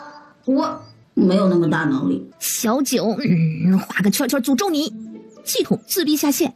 小九几人站在门口，许久不见里面的和尚出来。小九无聊的用精神力往里面探探，看看这群人在里面干嘛。呀，这么多钱呀！想拿，想拿，想拿。小九看了一眼小钱钱，精神力继续在寺内游走。这底下空的，往下看看。哎呀，吓死个人了，好多尸体啊！继续往里探。等等，严夫子怎么被绑在一个十字架上了，还全身都是伤？是谁竟敢欺负我们父子？小九火冒三丈，立马一阵风般的旋了进去。赵虎几人见状，虽然不知道啥情况，但是跟着村长无脑冲就对了。府城连忙留下几个衙役看着张平，吩咐其他衙役也跟着冲了进去。哪来的小孩子？佛门圣地也是你们胡闹地方吗？就是，这可不是你们权贵子弟胡闹的地方。这弘福寺那是清净之地，怎容你们如此放肆？百姓们的议论声此起彼伏，夹杂着不满与愤怒。咋的？你们这群人刚刚在这外面吵吵嚷嚷的，要弘福寺救人就不是让人清净了？再说，这弘福寺不是号称救苦救难的活菩萨吗？咋的？刚刚你们跪着求你们的佛门圣地，那也没见你们口中的高僧把那张平救活呀？还缘分？哪门子缘分？没有那个能力开个弘福寺在这里捞钱，算什么佛门圣地呀？我们大早上就过来了，等了大半天，这群和尚怎不见出来？我看压根就没有把你们这群百姓放在眼里，你们这群人还眼巴巴的碰人家臭脚。哼，咋的？这群高僧是你爹还是你娘呢？啊？还有哪个嘴巴臭的再敢说一句我家村长，老婆子我大嘴巴抽他！周围百姓不是这哪来的疯婆子呀？如此嚣张，嘴巴还这么多会骂人。而寺内，小九刚闯进去，院内就凭空出现了几个高手，直冲小九而来。小九默默地掏出徐奶奶出门前塞进他布袋子里的板砖，拿起就砸，跟敲萝卜似的，敲一个晕一个，中间还夹杂着不知道哪来的鸡，专门啄人眼睛。寺内其他高僧见有人闹事，连忙抄家伙。赵户几人和这群衙役刚冲进寺内，见到此情此景，二话不说就加入了战局。小九敲完人，就往关着严夫子的地方而去。严夫子，夫子！小九喊了好几声，都没人应。不会死了吧？护卫连忙探了一下男人的呼吸，还有气。小九把拴着的铁链全部扯断。俩护卫看了看满身是伤的男人，连忙找了个门板，把严夫子小心翼翼地放上去抬着。小九的耳朵动动，还有人。小九让护卫先把人抬出去，自己走到了一处地牢。哎呀，里面关着一群孩子。小九突然想起了祥云镇还有山洞里的那群孩子。哼，难不成这群都是一伙的？小九火冒三丈，人贩子都该死！小九走到地牢处，迅速地扯断几根牢门上的锁。走，带你们报仇去！待听清楚刚刚这小姑娘说什么，这群孩子才回神儿。报仇？对呀，待会儿你们就狠狠地揍他们。走，跟我来！小九招呼一众孩子跟上，这群孩子连忙道谢，一群人紧紧地跟在了小姑娘身后。府城看见走出来的长乐公主，舒了一口气。没事就好，没事就好。等看清楚后面跟着出来的一群孩子时，府城只觉得老命休矣。嗨，跟着长乐公主赌一把吧，已经把事情捅出来了，那就干脆捅破天，反正早晚都是一死，还不如拼一把。府城连忙吩咐衙役把躺在地上半死不活的和尚们全绑起来，然后又派了一众衙役连忙回府衙禀告京兆尹大人。公主，这弘福寺罪孽深重，是否派人禀告圣上？圣上是谁呀？公主可真会开玩笑。我没开玩笑呀。公主，这弘福寺的事是否禀告您父皇？你告吧。小九对他这个只见过一次面的爹不感兴趣，继续往埋尸骨的地方去。看见后面跟着的府城，小九指着前方种着芍药的花说：“把这一片都挖开。”这花听说是做成美容养颜药膏的原材料，京城很多妇人都来这里花重金购买，其中就包括长公主。小公主，您确定要挖？小九见他磨磨唧唧的样子，举起了自己的小拳头。府城见状，拿起铲子，拔腿就往那片种着芍药的地方而去。看着长公主举着小拳头的其他衙役们，立马开始四处的找工具挖地，一个比一个卖力，生怕待会儿地上躺着的就是自己了。哎呀，死人！我这儿也挖出了骨头，我这儿也有，还有我这儿。这弘福寺方丈身体不太好，就这么点路，还能把自己阻晕了。我这是站在死人骨头上了吧？我好像踩到了。有胆小的衙役吓得抱头鼠窜，脸色发白的跑到寺外，直接扶住了柱子，狂吐不止。怎么了这是？走进去看看。百姓成群结队的往里走，看着被绑起来的圣僧。你们这群贼子如此冒犯高僧，就不怕天打雷劈吗？你们竟然还拆了弘福寺！你们，不对啊，这弘福寺怎么有这么多的小孩？有眼尖的百姓看到那边缩在一起的小孩，立马察觉到情况不对呀。那个不就是张平家的儿子吗？怎么会在弘福寺啊？哦，难不成张平前夜里出门是知道自己儿子被拐到了弘福寺？原来这张平就是被弘福寺的高僧一掌击下河边溺死的啊！什么？这弘福寺的高僧还杀人？百姓不可置信。有人发现那边一群衙役在挖些什么，连忙跑过去。待看清地里挖出的尸骨和尸体时，百姓们只觉得自己的信仰塌了。小九趁着大家注意力都在挖尸骨这边，带着翠花偷偷摸摸的开始每个房间忙上忙下的收东西。现在终于可以合法且合理的拿走这些钱财了。赵虎几人好不容易找到了村长，结果就看见村长搜出了一堆的金银财宝往自己的布袋子里装。原来当和尚这么赚钱啊！早知道让我爹也来当了。你爹听到会揍死你的。静心找来了一个包裹，把这些搜出来的金银首饰全部都装了起来，回去就把那破道观全修缮一遍。嘿，再请个厨子，让师傅和师兄们顿顿吃肉。小胖子看着自己搜出来的钱财，我爹老说他赚钱有多么辛苦，花了几十年，好不容易才赚到我们王家那么多钱财，我爹他肯定是在骗我，这钱明明就很好赚啊！我贷出来的1000多两，现在都翻了几10倍了。沈之渊看着自己怀里的珠宝，就是嘛，我爹还老说县衙很穷，都快发不起俸禄了。我看啊，还是我爹不够努力。要是像我一样会赚钱，县衙俸禄都可以翻倍发了。石安，你干嘛呢？阿斗看着搜着搜着的石安，突然看着一处墙面就开始发起呆来。这里有个暗格，但是我找不到开关。小九闻言，把人扒拉到一边，食指对着石安刚刚敲过的地方往前一推，墙面出现了一个窟窿，几本账本掉了下来。小九看了一眼，不感兴趣。阿斗翻开看了一眼，祥云镇，这不是满仓家吗？虽然其他的我也看不懂，但是我感觉徐夫子和洪福寺有仇。等下把这个送给徐夫子。哎呀，糟了，我把严夫子给忘了。他们几人连忙跑到寺外，看见2个护卫抬着严夫子正往镇北侯府走，徐老太就在旁边哭天抢地的控诉这洪福寺的罪行。紧赶慢赶赶来的京兆府尹大人看见长乐公主，连忙躬身行礼。我一个早上帮你查出来了凶手，连被拐走的孩子都给你找回来了。你这官呢，唉，当的不行呀。旁边的京兆尹，是他们不想查吗？京城水深，一不小心怎么死的都不知道。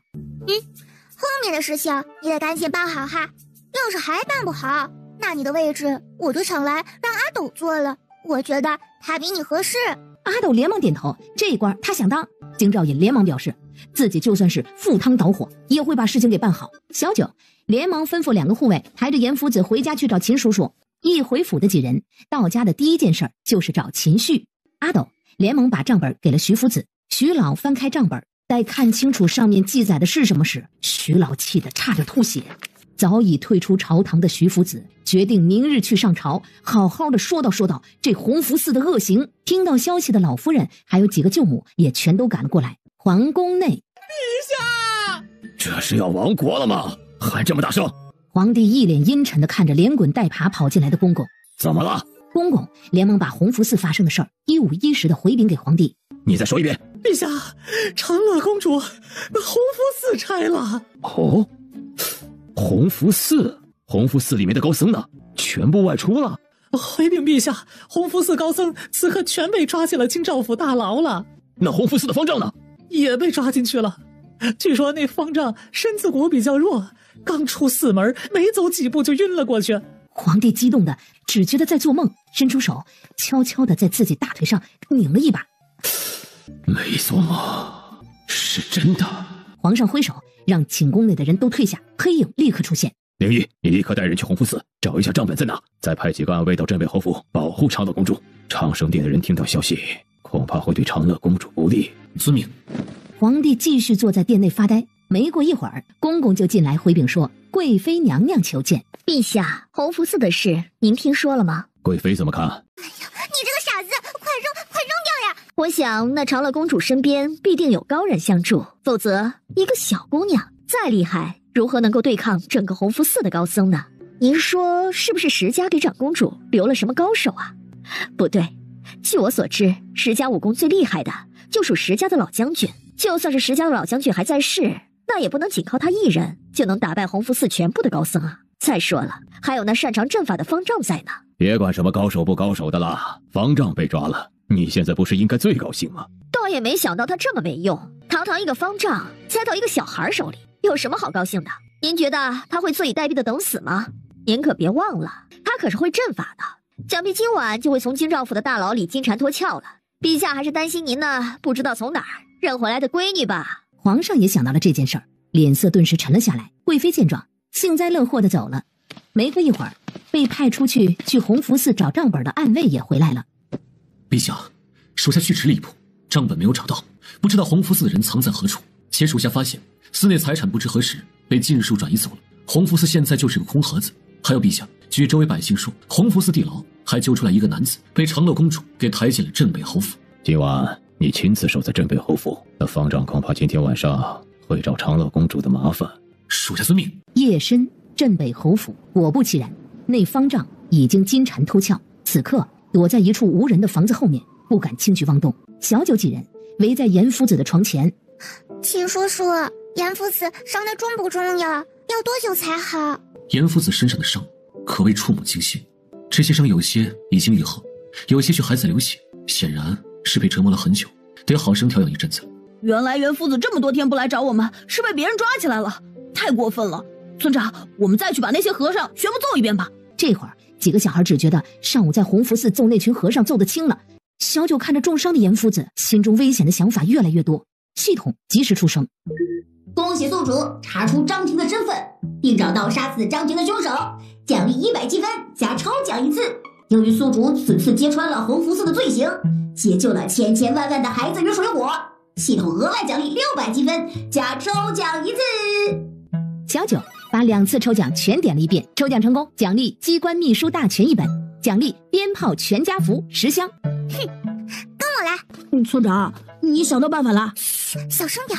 于是几个小孩悄悄地来到了一处无人的地方。方丈见有人过来，连忙闪身一躲，躲进了一处空屋子。只是当闻到这扑鼻的臭味时，暗道倒霉，好死不活的刚好躲进了这茅房里。村长，我们现在就去金兆府牢房吗？再想想。几人顿时沉默，看见石安，突然就想到自己刚刚抽到的机关秘书大全。给你啊，好好学。谢谢姐姐。小九看了眼眼巴巴的众人，我只有1本，而且你们对机关术又不感兴趣。他看了眼自己储物袋里刚刚抽到的鞭炮，想了想，于是就掏出了几个威力很大的爆竹，一人手里递了一个。这是啥？这个小爆竹用火点燃这个引线就会爆炸了，下次我们拿去河边炸鱼。小九刚说完，就见赵虎已经迫不及待地点燃了引线。哎呀，你这个傻子，快扔掉呀，往远点扔。赵虎脑子还没反应过来，手已经听话的把东西往远处扔，正好扔进了一处茅房。方丈还没反应过来发生了什么，只听见砰的一声，那坑里的不明物体全部就炸飞了出来，把方丈从头淋到了脚。方丈顾不上这镇北侯是否有什么隐藏的高手了，他今日就要弄死这群小兔崽子。赵虎几人还在一边震惊这爆竹威力怎么这么大，就见一个好像是从粪坑里爬起来的人直冲他们而来。赵虎，你炸了个什么东西出来呀？几个小孩狼狈的逃窜。太臭了！你不要过来呀！赵虎，你完了！你把茅坑里的尸鬼炸上来了！你们死定了！这尸鬼成精了，还会说话，太吓人了！眼见着那鬼穷追不舍，哎呀，小九实在是忍不了了，捡起一块石头往那沾满不明液体的鬼身上扔去。被不明液体糊住了眼睛的方丈就这样被砸得直挺挺的，再一次晕倒了。镇北侯府听到动静的众人就都往茅房这边赶。徐老太一把抄起旁边的扫帚，直接冲到铁牛和赵虎面前，拿起扫帚就往2人身上抽去。你们俩玩什么不好？玩这么恶心的东西，还把村长带过来，我看你们2个呀是皮痒了。哎呦，我今天就打死你们！这东西这么臭，你们……徐老太臭的嘴巴都不想张开了，直接也不骂人了，只一个劲儿拿着扫帚往这2人身上抽。徐奶奶，不是我，茅房有鬼，是鬼成精了，这鬼偷偷在茅房玩，不关我们的事儿啊！果然，练了武的阿奶大人不是一般的疼。不行，这符令我是1秒都不能待了，我让离家出走。没想到这弘福寺的方丈竟有如此癖好，贫道竟还羡慕过这群和尚。哎呀，老子不干净了，眼睛脏了，我要去洗洗眼睛。小九几人也连忙往自己的屋子里一边冲一边喊：洗澡水，我要洗澡。至于那个罪魁祸首方丈，早就被小厮冲干净，五花大绑的绑了起来，明日一早就送去京兆府。小九把自己全身上下搓了一遍，终于把自己洗干净了。不行，这符令我是1秒都不能待了，我让离家出走。太臭了。小九把衣服收拾好，背着小包裹就出了屋门。哎，村长，你要去哪儿？我要出去呼吸一下新鲜空气。说罢，小九头也不回的往府外走。等等我也要去。就这样，3更半夜，镇北侯府灯火通明，一群小厮丫鬟忙上忙下，而小九几人逃窜出府，赶紧出门找了家客栈避难去了。紧接着，镇北侯府的人全来了客栈，而隔壁永宁侯府。怎么，现在连千里茅房的人手都没了吗？别忘了，你们的卖身契还在本侯手上呢。启禀老爷，是隔壁府传来的。去搬梯子来，本侯亲自去看看。老爷，梯子上次被夫人叫来搬嫁妆的长乐公主那一群小孩跟护卫，顺带给搬走了。你又晚了一步。回禀陛下，长乐公主并不在镇北侯府。皇帝正想说话，突然闻到一股若隐若现的臭味。你这是去哪里了？属下这去的时候，正看见那永宁伯爵正吩咐着自己小妾，在镇北侯府的茅房里搅风搅雨。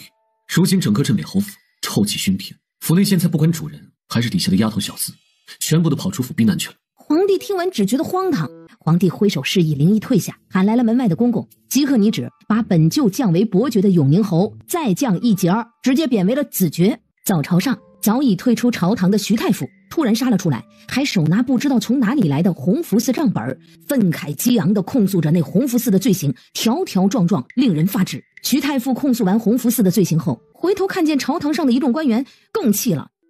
堂堂清照尹，身为查案之人，最近几年失踪了这么多孩子，你竟然毫无察觉，简直失职至极。还有你们，在其位却不在其政，那弘福寺干了这么多的坏事，你们竟然没有一个人发现，真是愧对于百姓啊！还有丞相，你身为文官之首，却毫无作为，简直就是屁用没有。还有你们这群御史，连这些事儿都监察不到，简直就是白痴放路。骂完这群官员，徐太傅转头看向了皇帝。陛下，您也该好好反省反省啊！您的臣子如此无能，您难道没有责任吗？徐太傅一顿输出，神清气爽的潇洒离去，走出了金銮殿。殿内众官员脸色涨红。徐太傅走后，皇帝才愣愣地吩咐底下官员按照账本上记载的地方，把该抓的人抓了，该救的人救了。说罢就吩咐下朝。另一边，宁静而庄重的国师府内，主上的计划被那长乐公主破坏，国师似乎一点都不着急啊。回去告诉主上不必担心，我自有办法对付那长乐公主，只要略施小计，就能让世人认为那长乐公主就是不祥之人，从而让百姓最近放在长生殿的目光转移到长乐公主身上去。说完落下一子，棋盘上的局势瞬间就发生了变化。哦，不知国师有何妙计？此计需从长计议，时期一到，自会让那长乐公主陷入万劫不复之地。那就静候国师的好消息。长乐公主，哎，那不就是主人吗？翠花继续趴着，眯着鸡眼，聚精会神地盯着那边。发呆中的国师总觉得有人在窥视自己，眼神警觉地巡视了一圈，等看见那边蹲着的一只野鸡，这才放松了警惕。于是招来小厮，让他去给那只鸡拿点食儿喂一喂。谢谢后，你人还怪好的嘞。从客栈出来的小九几人，今日准备去京城最贵的酒楼潇洒一把。村长，我要点好多好多菜，我有钱。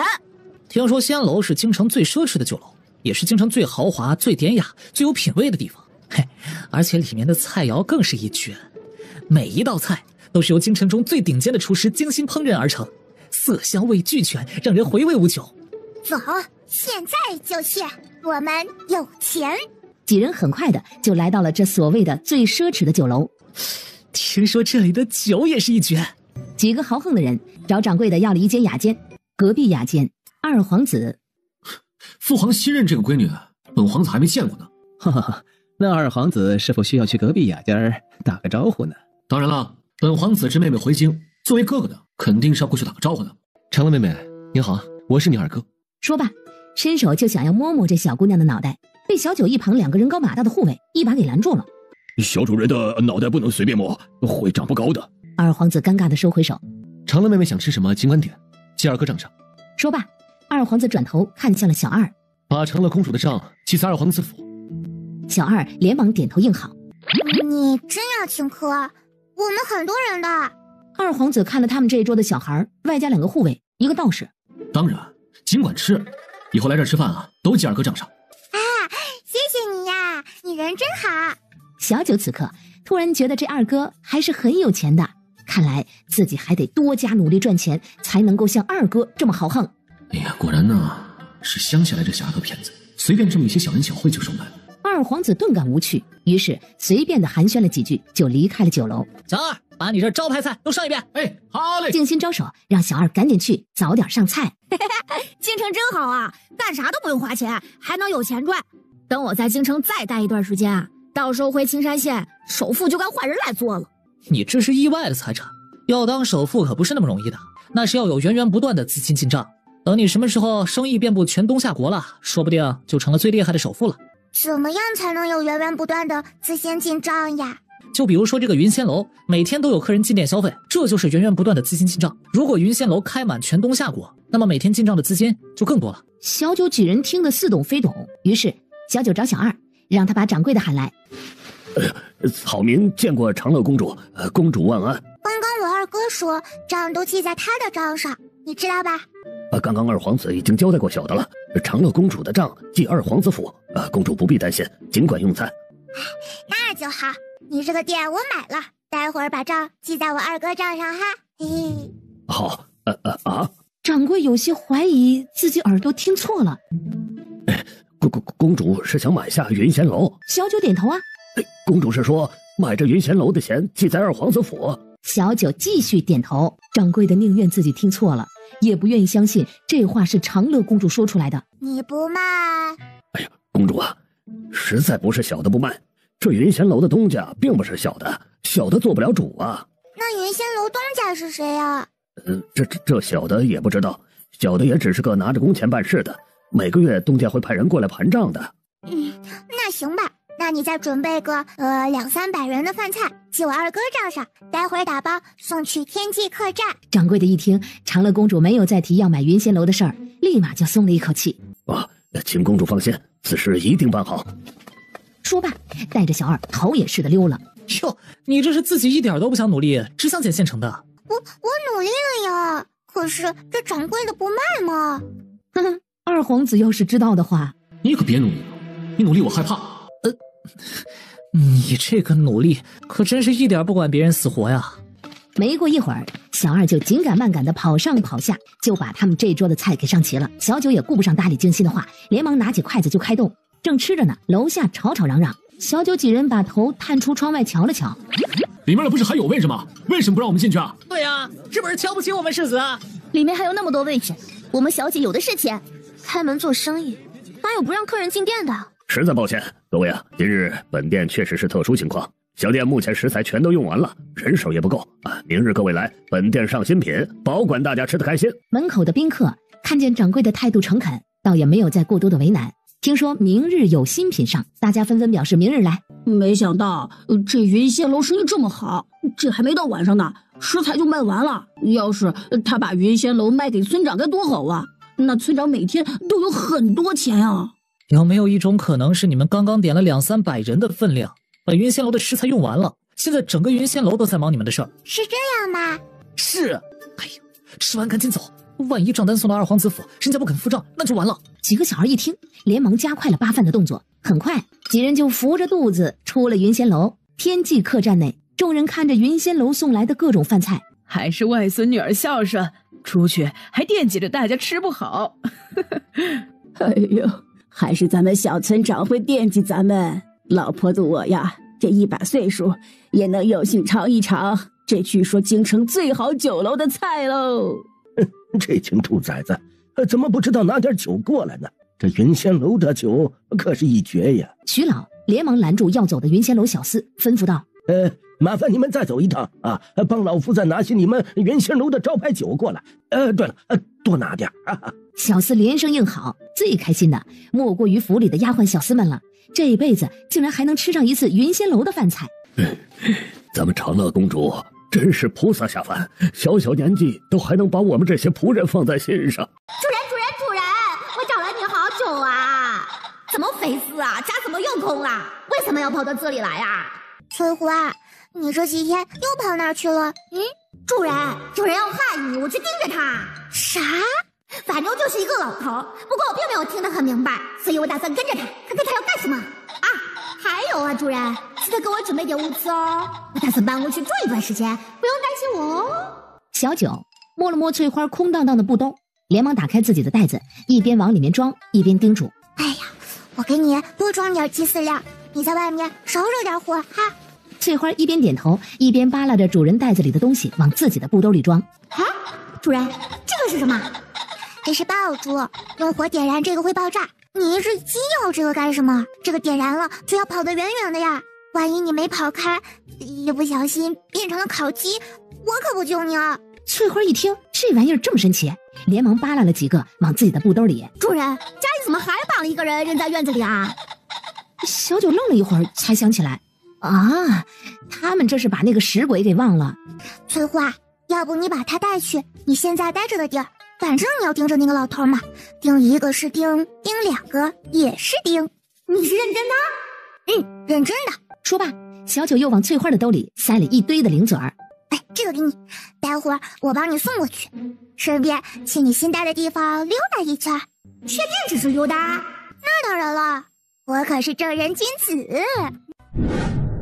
我刚刚看了一下，这地方好大，而且好有钱呐。你不是说这个老头要害我吗？那我拿点精神损失费，应该不过分吧？翠花想了想，好像是这个理儿。于是一人一鸡一路的搜刮，直至把所有库房薅了一遍，小九这才意犹未尽的收手。主人，我们是不是有点太过分了？过分吗？我的袋子都没有鼓起来呢，说明还是装的不够多。你那个不是袋子，是吞金术吧？哼，不听王八念经，到手的东西那就是我的了。哎，我已经送你到你新家啦，你慢慢玩，我先走啦。说罢，小九头也不回的飞走了。翌日，你有没有感觉今日府上变得格外宽敞了？可能是丫鬟把家具挪动了，显得宽敞了。走，去库房看看。国师带着下人就往库房而去，小心翼翼地解开库房周围的阵法。国师打开库房门，里面空荡荡的。这怎么可能？国师继续打开其他库房，整个国师府库房空空荡荡。这不可能！谁有这么大的能力，能破我的阵法，还能一夜之间把国师府的钱财尽数转移走？到底是谁？到底是谁？而在翠花不远处，终于醒过来的方丈想起了自己晕倒前的一幕幕，立马解开自己身上的绳子。醒过来的翠花看见那边要逃的人啊，不是，主人没说这人会自己解开绳子逃走啊！翠花急得咯哒的叫，听到一声声鸡叫的国师府众人连忙往翠花这边赶，国师就正好看见了方丈设下阵法逃走的模样。好你个狗屁方丈！我就说嘛，我这国师府到处都设了阵法，普通人进来了根本就出不来，也没有办法一夜之间运走这么多的钱财。原来长生殿的叛徒是你呀！好得很，我看你往哪里逃！国师连忙找来纸笔，就给主上传消息。干完这些事的国师，把那边还在咯咯哒叫的翠花抱了起来。没成想，你还是我国师府里的福星呢！要不是你出声提醒，我还不知道谁闯进了我国师府，盗走那么多的钱财。以后你好好待在国师府，俺国师定会好好待你。翠花鸡脑袋上全是问号。经过此事，翠花的待遇在国师府直线上升，地位仅次于国师。另一边，云仙楼的小厮昨日已经连夜整理出了账单，今日一大早就送到了二皇子府上。将近300人的分量，我这好妹妹是把这些菜送去了军营了吗？据说是整个镇北侯府。镇北侯府加起来才几个人呢？这云仙楼是不是坑我呀？听说是长乐公主对外说他二哥请她全家吃饭，镇北侯府所有丫鬟小厮都包括在里面。二皇子气得扔了筷子。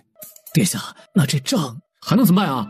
去库房找些不用的当掉，凑点出来啊！而同样听到这个消息的三皇子，没想到我这二哥竟栽到了一个小姑娘手里，请人家吃了10万两的饭，哎呀，太好笑了！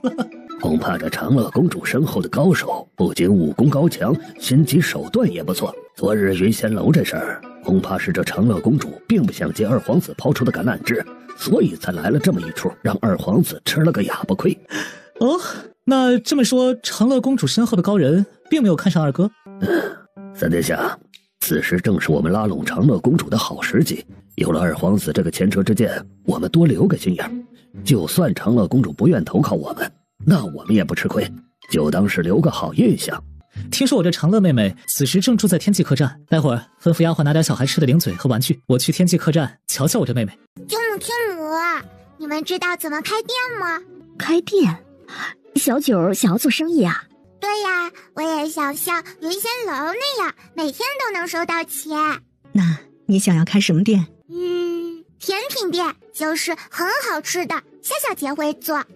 这倒是个新颖的吃食，目前京城还没有呢。听到外孙女要开甜品店的石老夫人，小九是要开甜品店。小九点头。那好，敢于尝试是好事儿。外祖母这府里的人，你都可以安排。石老夫人把朱管家喊来，让他把会算账的、之前跟着许笑笑学厨艺的，还有机灵的，全喊了过来，让小九自己挑。小九两眼放光的看着这些帮手，他让管家安排人去京城找一个地段好的店铺，让丫鬟去和笑笑姐学怎么做甜品，让3个舅母去想这个店铺要怎么开。至于钱财如何，其他股份怎么分，小九就交给了小胖子。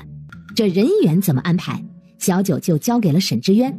至于大股东大老板的小九，悠哉悠哉的回去整理自己昨日在国师府搜刮来的战利品了。路上看见石头和江河正在斗蛐蛐，小九蹲下来和他俩一起玩。没过一会儿，就听到管家来报，三皇子殿下来找小九了。三皇子，那不就是跟二皇子一样，是我哥哥吗？小九让管家带人进来。长乐妹妹，你好啊，我是你三哥。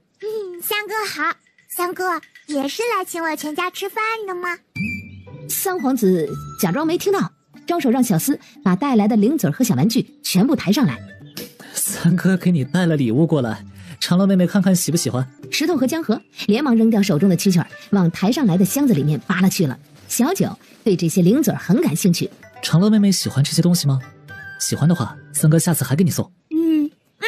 喜欢呀，谢谢你呀。你人真好。三皇子还想说什么，从窗子里正好看到楼下院子里打坐的一个少年道士。莫非此人就是长乐公主身后的高人？三皇子连忙扔下自己的小厮，就往楼下院子里的少年道士而去。楼上，石头和江河两人正在争着一个鹅卵石一样的光滑石头，两人呢还都想要，谁也不让谁。小九想了想，把一个碎银握在自己其中的一个手里。你们谁猜中了哪只手里面有碎银，那这颗鹅卵石就是谁的。石头和江河两人连忙开始猜，最后石头输了，眼见着鹅卵石要不属于自己的了。明明是我先看到的，就是我的。江河赶紧扑过去抢着鹅卵石。村长说了，谁猜中了就是谁的，就是我的，快还给我。石头见说不过江河，气得使出了吃奶的劲儿，搬起鹅卵石就往楼下扔去。谁也别玩了，讨厌！你才讨厌呢，谁也不理你了。气得小九直接把两人都拎去门口扎马步去了。小九气呼呼的下楼，赵虎几人见状，连忙跟在气呼呼的村长后面。小九来到了院子，看着躺在地上的三皇子，三哥，嘿嘿，这里不让睡觉。见他还没反应，三哥醒醒啦，这里睡觉凉。跟在后面下来的三皇子的小厮，殿下你怎么了？他睡着了。小厮一噎，待看见殿下脑袋上的大包。你们竟然敢砸晕殿下！冤枉我！小厮看见这长乐公主的小拳头，你还想杀人灭口不成？我不杀你，但是我揍你。我最讨厌别人冤枉我了。几个小厮闻言，动作迅速的抬起自家殿下，逃也似的冲出了天际客栈。哼，好心没好报。目睹了全城的静心，赶紧挪地儿，换了个地方打坐。客栈内，秦旭那边终于传来了好消息，严贵醒了。几个小孩一听，立马兴奋的一窝蜂的往严夫子的房间跑去。严夫子，你还疼吗？是谁欺负你？是不是我们去和尚打的你？我们待会儿就去牢房把人抓过来，严夫子。严夫子看着这群小孩，不知怎么眼眶就红了。你知不知道，这群小孩把背靠长生殿的弘福寺给一锅端了？惊不惊喜呀？意不意外呀？什么？一锅端？他们就是这小家伙，瞧瞧吧。见严夫子和徐夫子指着自己，嘿嘿，我就轻轻的敲了他们一下，谁知道他们一敲就倒了。你听听，他这还怪上了那群和尚脑袋不够硬呢。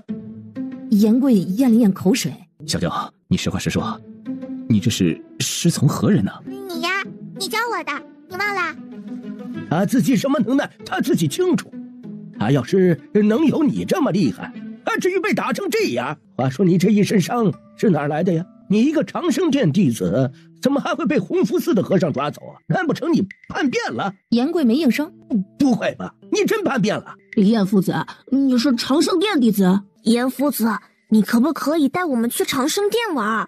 不行。为什么？我在长生殿的仇人比较多。我不怕呀。我已经不是长生殿的弟子了，此时长生殿的应该都在追杀我。不会吧？你来真的？啊！你们竟然尿床！哎呦，你真叛变了呀！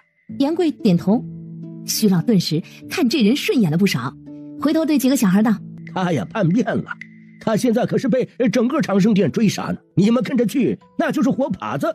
也不对，说不定你们去啊，长生殿还是不是叫长生殿就未知了。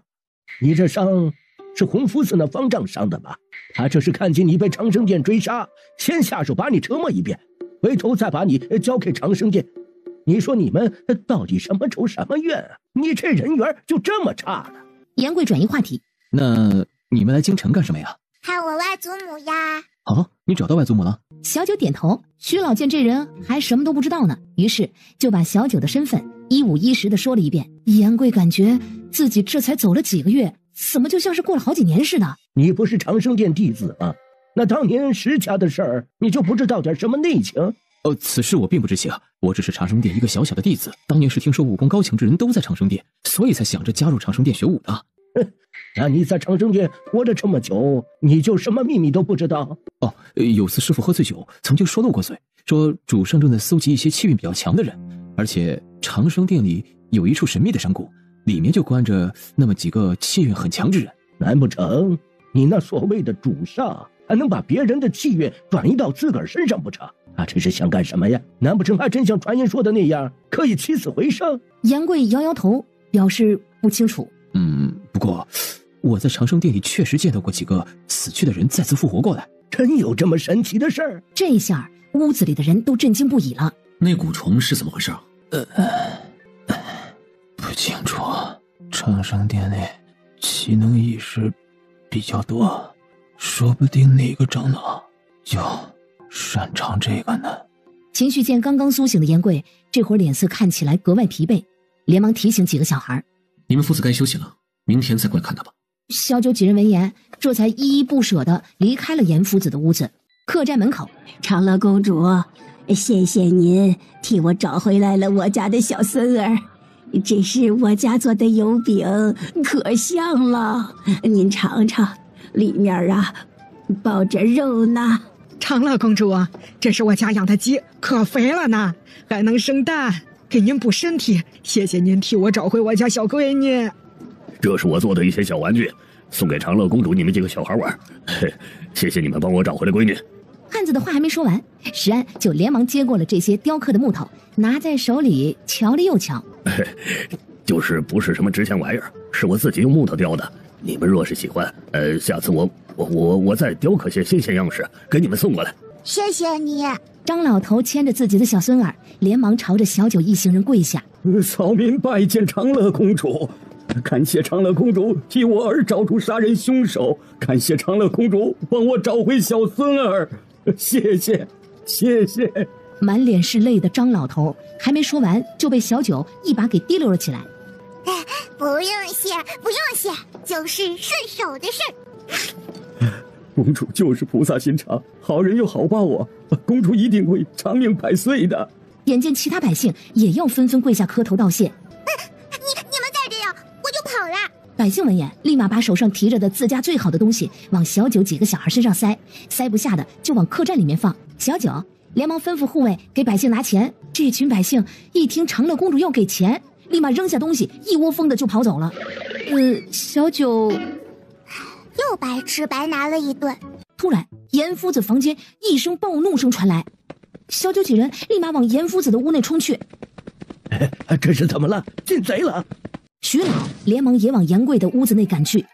几人打开房门，就看见石头的脑袋埋进了被子里，一边拼命的用被子往屁股上盖，而江河也是，两人撅起的屁股上都是湿漉漉的一片。现在立刻马上把这俩货给我扔出去！啊！你们竟然尿床！哎呦！别胡说，不是我们没尿，是夫子尿的。对，别胡说，不是我们没尿。你们俩屁股还在滴水呢。这俩小家伙平日里几乎不尿床的，今儿个俩人咋还说好的一起尿了？走上前摸了摸俩人湿漉漉的裤子，难不成跟着严夫子睡，你俩睡得更沉了？要不下次干脆就把你俩放严夫子房间来睡。听到这话的严夫子顿时脸黑了。没有尿床，我是在梦里找到了茅房，我才尿的。这个不是我尿的。好，我们石头怪没尿床。我也没尿。好，我们江河也最乖了，没尿床。说罢，徐老太一手一个把两个小崽子抱回去换裤子去了。溜了，杨夫子太惨了，你真好！我宣布，你现在就是我最喜欢的哥哥了。贫道见过贵妃娘娘。国师安好。两人目光交汇，见国师找皇帝有事儿，贵妃短暂停留后，便是各自继续前行。翠花觉得奇怪，贵妃给她的感觉很像桃源村那群为了蛊虫的马。翠花不确定，决定试一试。旋转跳跃。正打算进御书房的国师就见那边贵妃优美的跳起来，在空中劈了一个一字马，稳稳落地后又兴奋的旋转了几圈。这贵妃是疯了吗？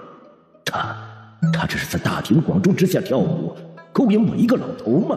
国师抱着翠花离贵妃远了一点，翠花不确定是不是巧合，她觉得还得再试一下。把国师抱起来转圈圈。国师还没有从震惊中缓过神呢，那边的贵妃就张开双手朝着自己而来了。国师惊得差点眼珠子都快掉出来了。国师手里抱着翠花，嘴里一边骂着成何体统有辱斯文，一边脚步飞快地逃离了皇宫。哎呀，没想到啊，堂堂贵妃竟然觊觎他一个老头。英俊不输当年呐。翠花百思不得其解，决定下次见到贵妃再好好研究一下。听说了吗？那弘福寺的方丈早就背叛了长生殿。这方丈啊，瞒着长生殿犯下了种种恶行，长生殿对此毫不知情，完全被蒙在鼓里。如今弘福寺那群丧心病狂、草菅人命的和尚早已被长生殿除名了。哼，除得好！我就说嘛，长生殿啊，人家肯定不会干这些坏事的。原来都是那人面兽心的方丈干的呀！这就说得过去了吗？可不是嘛！听说明日国师府将隆重举行一次前所未有的盛大祈福仪式，邀请皇室宗亲、朝堂官员还有平民百姓一起前往弘福寺参与。听说了吗？此次仪式的目的啊，就是为了超度那些因弘福寺恶行而枉死冤魂，让他们啊得以安息。翌日，二哥，谢谢你请我吃饭，云仙楼的饭菜特别好吃，我下次去吃呢，还记在你的账上呀。二哥，你真好呀，你是我见过最好的哥哥了，嘿嘿。二皇子惊恐的扭头。长乐妹妹啊，你可能不知道，你还有大哥、三哥、四哥呢，他们正愁没机会爱护长乐妹妹你呢。二哥不能这么自私啊，得把机会留给其余哥哥呀。你下次吃饭的时候呢，记在那几位哥哥的府上，他们肯定会很高兴的。真的？你们这里爱护妹妹的方式就是请吃饭吗？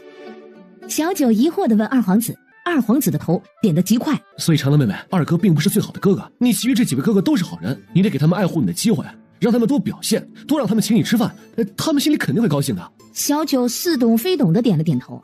见吞金兽终于听进去了，不再可着自己一个人霍霍的二皇子悄悄地松了一口气。二哥，你真好，我宣布你现在就是我最喜欢的哥哥了。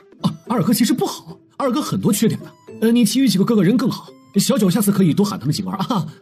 二哥你放心，就算其他哥哥再好，你也是我最喜欢的哥哥。我也真喜欢你了。大可不必啊，你们的喜欢我承受不起啊我。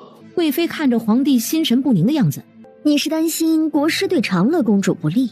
我刚才看见长生殿的人了，国师今日要做的事，看来是长生殿授意的。但是今日这事，你我并不知情，那就只有一种可能，此事事关你我，又或者长生殿的人现在并不信任你我二人。我能想到的，那就是只有弘福寺之事。弘福寺是长乐公主一手捣毁，而长生殿恐怕不会善罢甘休。今日国师搞这么大阵仗，恐怕都是冲着长乐公主去的。主上为什么不信任我？京城的消息每一桩每一件，我都有飞鸽传书回去。主上为何会不信任我？皇帝有些同情地看着他，据灵医打探到的消息，贵妃这段时间寄出去的信鸽都被镇北侯府住着的那个叫阿斗的孩子给打下来了。公主殿下，陛下有请，邀您到陛下那边同坐。不要不要，我要跟二哥坐，我喜欢坐二哥的旁边，谁也不要把我和二哥分开。二皇子震惊地看着长乐公主，长乐妹妹竟然如此喜欢自己这个二哥。公公头也不回的就去回禀陛下了。很快，那边的高台上，国师已经开始了。翠花懒洋洋地趴在旁边，看着国师正在摆弄着祈福要用的道具，而远处2个男子站在暗处看着这边。国师搞得这么大的阵仗，这是一点活路都不准备给长乐公主留啊！怎么？难不成你还同情她了不是？你看我像是同情心泛滥的人吗？啊，不是最好。高台上，国师身着华丽的法袍，手持法器，在众人的注视下，口中念念有词，向天地神灵祈求福祉，送这些枉死的冤魂前往地府投个好胎。随着国师再次抬脚跳起时，小九的精神力悄悄的就伸到了国师的脚板下，挠了一下。国师淡定的从地上爬起来。妖孽，哪里跑？来！此处冤魂聚集，如多已化为怨灵，贫僧需付出些许的代价，方能将这些枉死的怨魂送去投胎。说罢，闭上眼睛，双手合十，开始默默的诵经。国师的话让周围百姓顿时心生敬畏。小九继续用精神力瞄准国师的胳肢窝，轻轻的挠了几下，左边挠一下，右边挠一下，好玩，好好玩，左右一边来一下。国师直接狂笑的倒在地上打滚，这一下众人可不是惊讶了，这会儿是惊恐。小九看着高台上的国师，捂着嘴偷笑。台上的国师这会儿有点慌了，他不会真的碰上鬼了吧？国师觉得不能再这样下去了，决定赶紧进入正题。恐怕这些孩子不愿贫道送他们一程啊。说罢，国师无奈的起身，看着那边正在捂嘴笑的小九。据说当时是长乐公主揭露了弘福寺的罪行，让埋在弘福寺的尸骨得以重见天日。想必这群怨灵更信服长乐公主，不知长乐公主愿不愿意上来送这些冤魂一程。众人的目光聚集在了长乐公主身上。小九那当然愿意啊，跳大神她可会了。小九立马蹦蹦跳跳的上台去了。国师把小九请上来，先让小九净手，然后又让小九盘腿坐在蒲团上。只见国师往小九周边摆了几个石子儿，然后又撒了点什么东西。他们这是超度亡魂还是超度小九啊？这是在干什么？还摆弄阵法？徐老太几人一听，这还了得，立马就要冲上台去。你们这会儿冲过去，那边的弓箭手立马就会把你们射成筛子。站在高台上的小九突然就想整点活了。小九昂首挺胸的站了起来。国师内心狂喜，看来是阵法起作用了。小九站起来，在自己的兜里掏啊掏啊，掏出了一把爆竹。小九手里握着爆竹，一边学着刚刚国师跳大神的模样，嘴里还一边大声的念叨着：太上老君急急如律令，走你！扔出去的爆竹刚好砸在了国师的两腿之间，砰的一声，国师只觉得有什么东西碎了。国师，你相信光吗？你看，这就是光。嘿！说罢，手里的爆竹继续往国师的两腿之间而去。国师吓得都顾不上疼了，捂着不知道还存不存在的东西，连忙站了起来，往旁边逃窜。妖孽，哪里跑？来！底下百姓一听，顿时明白了，这长乐公主是在除妖。暗处的2名男子见事情脱离了他们的掌控，两人持剑就往小九而去。看了全程的翠花心痒痒的，翠花要玩。翠花就从自己的兜里掏出了一个大爆竹，想起之前主人教自己的，用爪子把爆竹的引线往旁边盆里的火上一点，见差不多了，就往高台处一扔。2名男子刚落地，其中一个只觉得踩到什么东西，还没等反应过来，只听一声巨响，2人被炸得飞了起来，衣服4分5裂，2人赤条条的，全身上下被炸得乌黑。小九见高台上的众人都半死不活了，同志们，你们好，我已经把枉死的冤魂都送去地府了。至于不愿意去地府投胎的妖孽，都被我降服啦，大家可以放心啦。百姓立马鼓掌叫好。刚刚那么一出，看得他们惊奇极了。小九说完，顿时感觉自己就像一个超级厉害的大侠。他挺了挺胸膛，雄赳赳气昂昂的脚尖一点，就往自己来时的位置飞去，身后还亦步亦趋的跟着一只五颜六色极其显眼的鸡。长乐公主被怨灵附身了，你们没看见她暴气伤人吗？皇帝和贵妃两人目瞪口呆。这就是你说的长乐公主乖巧无比，是个无比心善的小姑娘。皇帝指了指那边赤条条躺在地上的长生殿弟子，这就是你说的长生殿弟子，都是些奇能异士，个个都武功高强。两人此刻都觉得对方在造谣。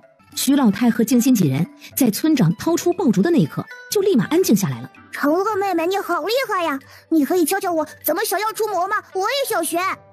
哎呀，想要练会这个呀，首先呢要戒掉肉食，这辈子都不能吃肉了啊！不能吃肉吗？当然了。那我不练了。见几人要走，四皇子连忙跟上。你跟着我们干嘛？家里不能再添一个饭量大的了。自从2个护卫来了，我现在吃饭我都不敢说话了。大胆！你竟敢拦着本皇子！那你别跟着我们呀！你不跟着我就不拦你。你跟我让开，否则别怪我不客气。不让！你再说一遍！就不让！你休想跟我们回去吃笑笑姐做的红烧排骨。听见吃的，四皇子的气噗的一下子全消了。红烧排骨这是什么？好吃吗？当然好吃啊！只要是笑笑姐做的，那就是最好吃的。笑笑姐可是天下第一厉害的厨师。我不信，天下第一厉害的厨师是皇宫内御厨，你骗人！你才骗人呢！笑笑姐是天底下最厉害的厨师。你要是不信，好啊，现在就让你去我们家，让你尝一口，你就知道到底是谁在骗人了。去就去，谁怕谁？好，走啊，现在就走。两人雄赳赳气昂昂的就往前走去。看完全程的小九几人大为震惊。要不要让秦叔叔帮王者荣看向脑袋？我总觉得他和赵虎一样，脑袋里面比我们少了好多东西。我也觉得，我总觉得他俩脑袋里面很空。哎，要不让秦叔叔检查一下？你俩说我坏话，能不能避着点我？我能听见。你能听懂啊？我们还以为你听不懂呢。想打架？君子动口不动手。说罢，几人立马扔下赵虎就跑了。路上，哎呀，我这心里不得劲儿啊，总觉得落了什么东西。小九几人闻言回头看了一眼，看见徐奶奶手里抱着的睡得正香的江河。石头呢？几人看着远处走远的二皇子队伍，要不要去抱回来？几人你看我，我看你，好吧，一个比一个懒。我看我二哥挺喜欢石头的，要不然让二哥带几天，等石头想回家了，二哥应该会把石头送回家的吧。而这边，要是长乐公主那边来人，让他们进来。说罢，就把石头抱进了二皇子妃的屋内。这段时间麻烦王妃帮忙看下这小孩，待会儿长乐公主那边会派人过来接回去的。二皇子说完，就把石头交到了二皇子妃手上，头也不回的就走了。二皇子妃看着怀里睡得正香的奶娃娃，娘娘，您与殿下成婚也有一段时日了，可是殿下却一直不在您屋内留宿，这样下去，娘娘何时才能怀上小殿下呀？我与殿下才成婚不久，这种事情急也没用，我们还是耐心等待吧。可是贺夏小姐经常跟着自己哥哥往二皇子府上跑，明眼人都能看出来，这贺小姐对殿下有意。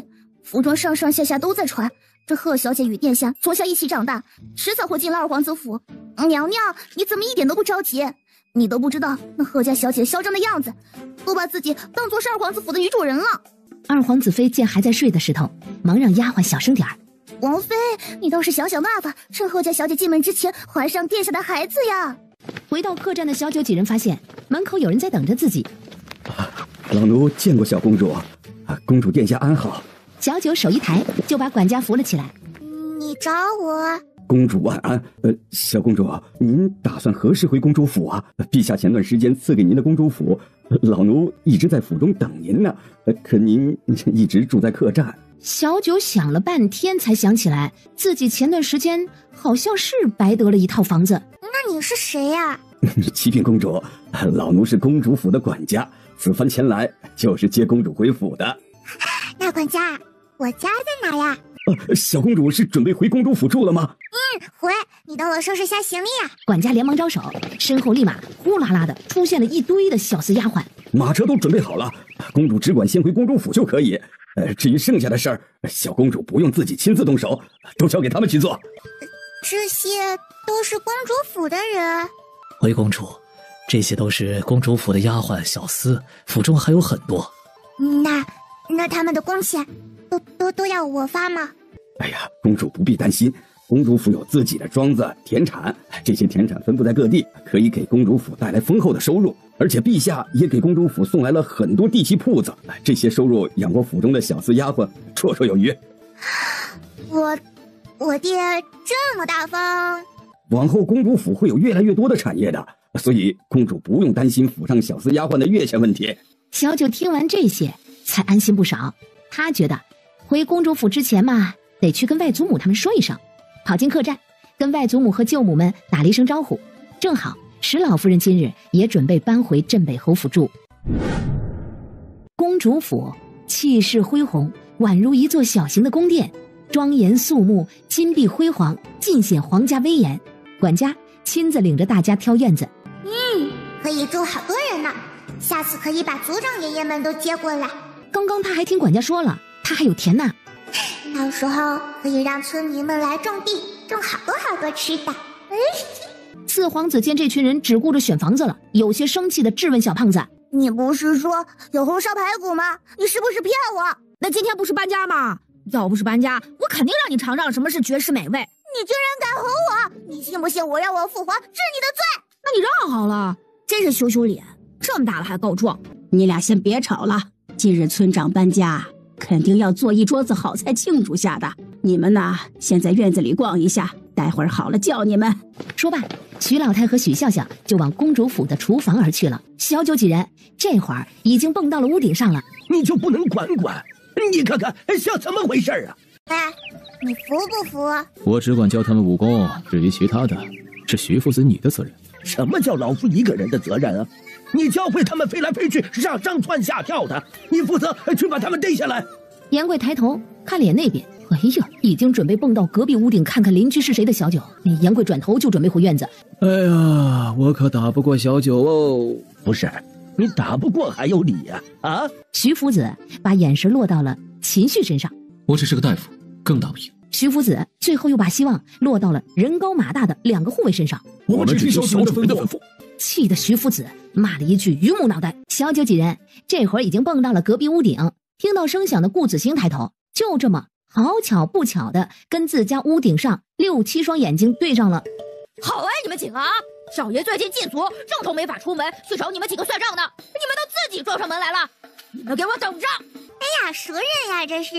嗨，你们有本事给我下来单挑！你确定吗？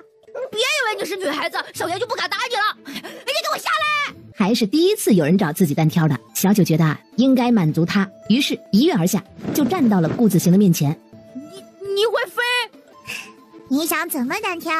顾子兴头皮发麻，这会儿冷静下来了，这才想起爹娘说的长乐公主武功高强，他一直以为自家爹娘骗自己的。还打不打了？我不和女孩子打，赢了不光彩。小九懒得跟他唧唧歪歪，二话不说就拎着顾子兴就往屋顶上一扔。眼见还要继续往上飞，赵呼喊道：“去哪儿？回来！”说罢，一把抓住顾子兴的脚，把人按到了屋顶上。体验了一把飞行感觉的顾子兴，刚刚竟不觉得害怕。小九一跃而上，来到了屋顶上。哎，你服不服？不服会怎么样？那我就把你从这里砸下去。顾子兴看了眼高度，我服，我超级服。晚了，我现在就想扔。哎，小九抓着顾子兴的肩膀就想动手，死到临头的顾子兴脑子突然一闪，要不你换个人扔吧啊！你扔我爹，我知道我爹在哪里。爹呀，快来救救我呀！不要，你爹又没单挑我。我爹单挑了，我爹天天都在家里说想要单挑长乐公主。哎，真的，我没骗你。哦，你爹很厉害。那当然厉害了，我爹天下第一。不可能，天下第一是我们村长。你爹在哪儿？现在就带我们去比比看，到底是不是我们村长天下第一。杀个鸡都不敢的顾国公世子。怎么了？没事，许是那小子这阵子关禁闭关久了，在院子里骂我呢。邢儿关了这么久的禁闭了，这样下去也不是办法，也不能这样一直拘着他。要不，老爷明日还是解了邢儿的禁闭。明日就让管家放他出院子吧，但记得要叮嘱他，少去招惹那长乐公主。可是听说那长乐公主刚刚已经住进了隔壁公主府，邢儿往后与那长乐公主，岂不是常常都能碰到了？那就小厮跟着邢儿，出门时候尽量避着点。这样下去也不是办法，难不成让邢儿一直这样躲着吗？那不然呢？邢儿那性子你也知道，就是被你惯的。他要是遇上长乐公主，就肯定会上前挑衅。就邢儿那小身板，还不够那长乐公主一拳的。你走快点啊！你爹到底住哪个院子呢？竟然敢跟我们村长争天下第一，看我待会儿不笑死他！笑死！顾子行的脚步更慢了。他突然意识到自己此刻带着这群人去找他爹，好像有些不孝。你是不是想挨揍了？你爹到底住哪儿？不想挨揍的顾子行立马指了指前面的院子，小九几人连忙拎着顾子行往他指着的方向飞去。小九停在了屋顶，吩咐顾子行去把他爹喊出来。这么晚不好吧？会扰民的吧？要不改日吧？不行，来都来了。小九抠着屋顶的瓦片，要不我们先看看他爹在干嘛，我们偷偷把他叫上来打一场怎么样？于是几个小孩立马探头往村长抠开的那片瓦片处往下看。几人就看到屋子里有4个人，有一男一女被绑着，2个男子正坐在桌上喝茶。听说国公世子最近抓了不少人，还救出来不少孩子，可真是尽职尽责呀。顾国公世子看着桌上的匕首，咽了咽口水。你们是谁？还有，我也是奉旨行事，算不上尽职尽责。另一位男子把桌上的匕首拿起来。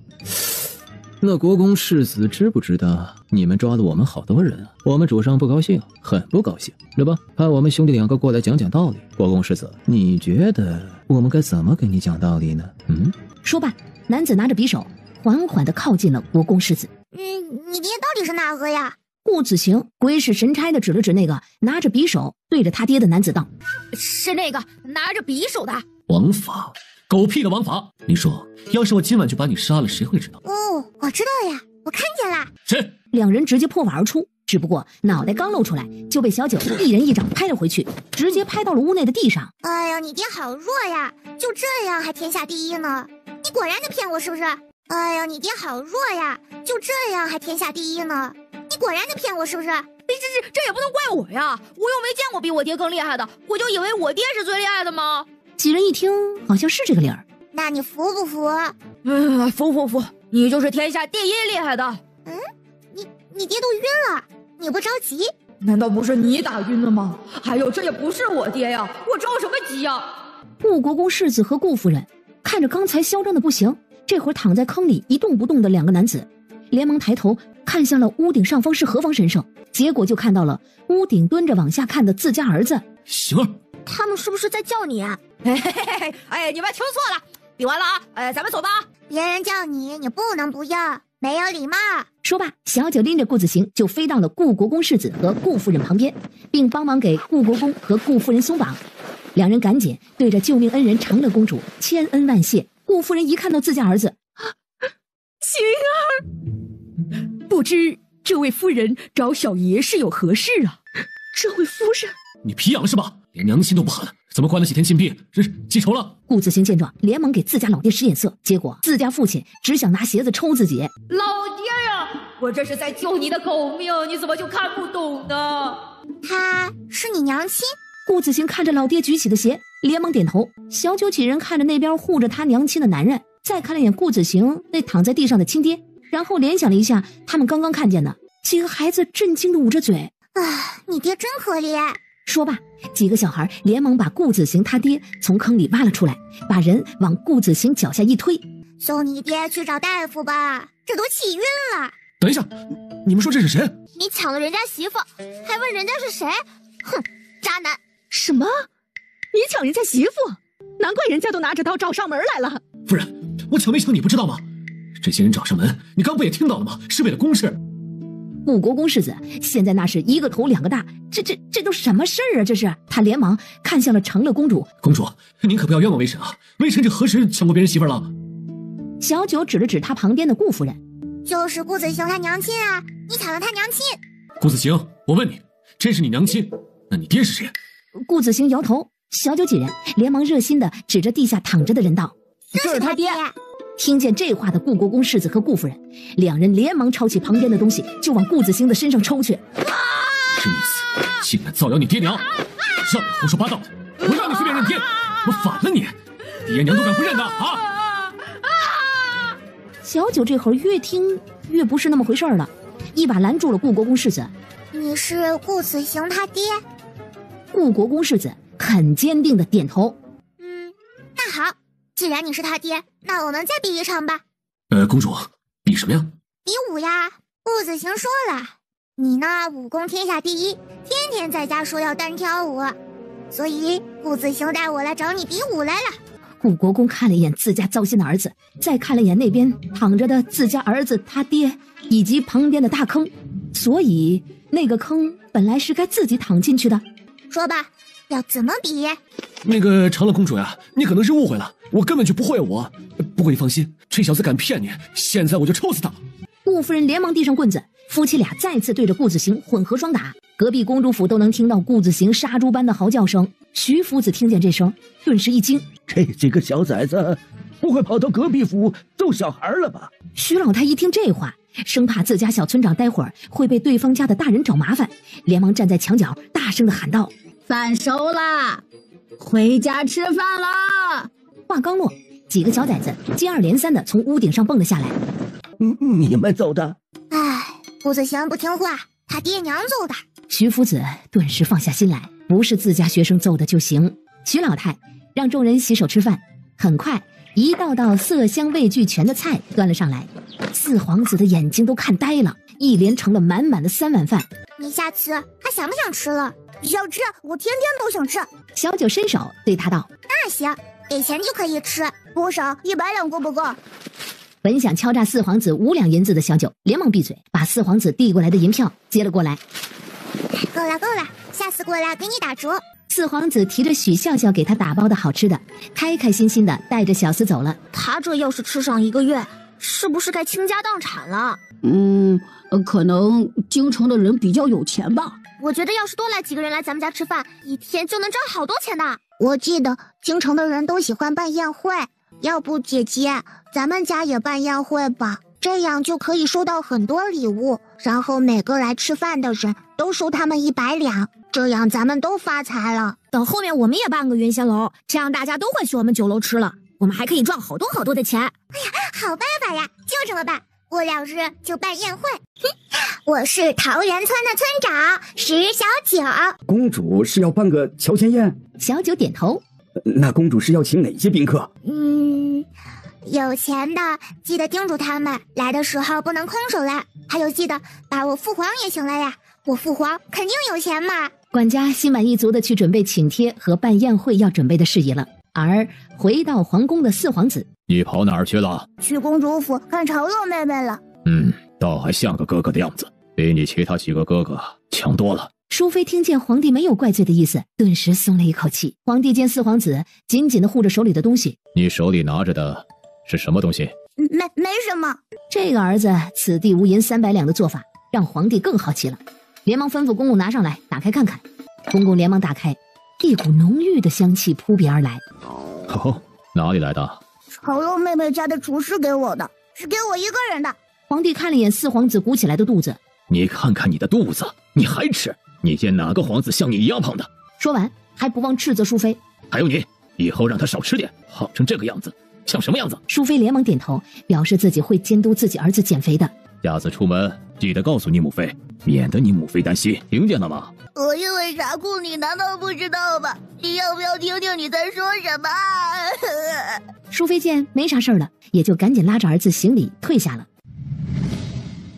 二皇子府，殿下是准备饿死这小家伙？发生了何事啊？回去一定要叫村长过来打死他。我也不知道，殿下喝个汤还得惊动整个府。早知道殿下下午就该派人去通知长乐公主，让她派人来接回去。可至于让这小娃小年纪在咱们府中饿着肚子，你等我回去，我让我家村长来打死你。二皇子连忙拦下脑回路有些新奇的两人。谁不让你们吃饭了？你就二皇子差点被气笑了。二皇子立马喊来小厮，去看看怎么回事。很快，小厮回来了。启禀殿下，贺小姐在厨房给殿下煲汤，现在府中厨娘都在贺小姐那边打下手，说是殿下您的吩咐。二皇子妃和石头两人听见这话，同时哼了一声。恐怕这其中有什么误会。秋儿她也是一片好心嘛。见殿下最近睡眠不好，秋儿她回去跟嬷嬷学了好久的炖汤呢，这好不容易学会，这第一时间啊就跑过来给你这个表哥炖汤了。哎呀，我这个亲哥呀都没有这待遇。本殿下这府中不是有厨娘吗？她刚学会的手艺就炖汤来给我喝，能喝吗？我想毒死我呀！殿下，时候不早了，我与秋儿先回去了。见贺其川走了，二皇子喊来管家，让他去查一查府上的厨娘是怎么回事。还有啊，赶紧去准备一点小孩子的饭菜。管家立刻领命下去。二皇子看了眼还在生气的一大一小，你呢是府上的女主人，府中要是还有这像今天这样不听话的人，直接卖了就是了啊。说的好听，要是不听话的都发卖了，那这府中除了我带过来的丫鬟，恐怕全部都要卖掉去。翌日，奴婢参见长乐公主，长乐公主万安。这是我家娘娘送给公主的礼物，希望您喜欢。拿着礼物的小九疑惑地回了一句谢谢。我们娘娘问公主最近有没有空，如果方便的话，邀请公主到二皇子府上去做客，帮二皇子降妖除魔一下，有工钱的。有工钱？小九觉得这活儿能干。我现在就有空，走吧。公主是现在就要去吗？不需要准备准备？那准备什么呀？还要回礼吗？小貔貅小九赶忙捂紧自己的小荷包。不是，不用回礼的。公主能来，娘娘就很高兴了。那行吧，你先回去吧，我们待会儿就过来啊。丫鬟见长乐公主答应来，立马开开心心的告退。我们这是又接到活了？是要去村长你二哥家搬家吗？你二嫂是不是也要和离了？话刚说出来，就被路过的徐夫子敲了一下脑袋。小心别人听到治你一个大不敬的罪，皇家的窑也是能随便造的呀。石头是不是还在村长你二哥家？我要找石头，现在就去。你不是跟石头天天吵架打架抢玩具吗？他不在这儿，玩具都是你一个人的了，再也没有人跟你抢了。为啥你还急着去找石头呢？我才没有和石头抢玩具，等石头回来，玩具全给他玩，我才不要和他抢。赵虎几人一脸的不屑。你是不是胖了？江河吸了吸肚子，没有，你才胖了。小九连忙低头捏了捏自己的肚子，小九吓得站直，挺起肚子，然后又捏了捏。咦，难不成自己真胖了？小九连忙跑去找徐奶奶。咱们小村长怎么了？谁惹你不高兴了？怎么愁眉苦脸的？徐奶奶，帮帮！徐老太连忙放下手里的活计，抱起了小九，掂了掂。哎呦，轻了，瘦喽。咱们村长最近又瘦累了，要多补补喽。听到满意答案的小九立马开心的从徐老太的怀里蹦了下来。他就说嘛，他怎么可能胖了呢？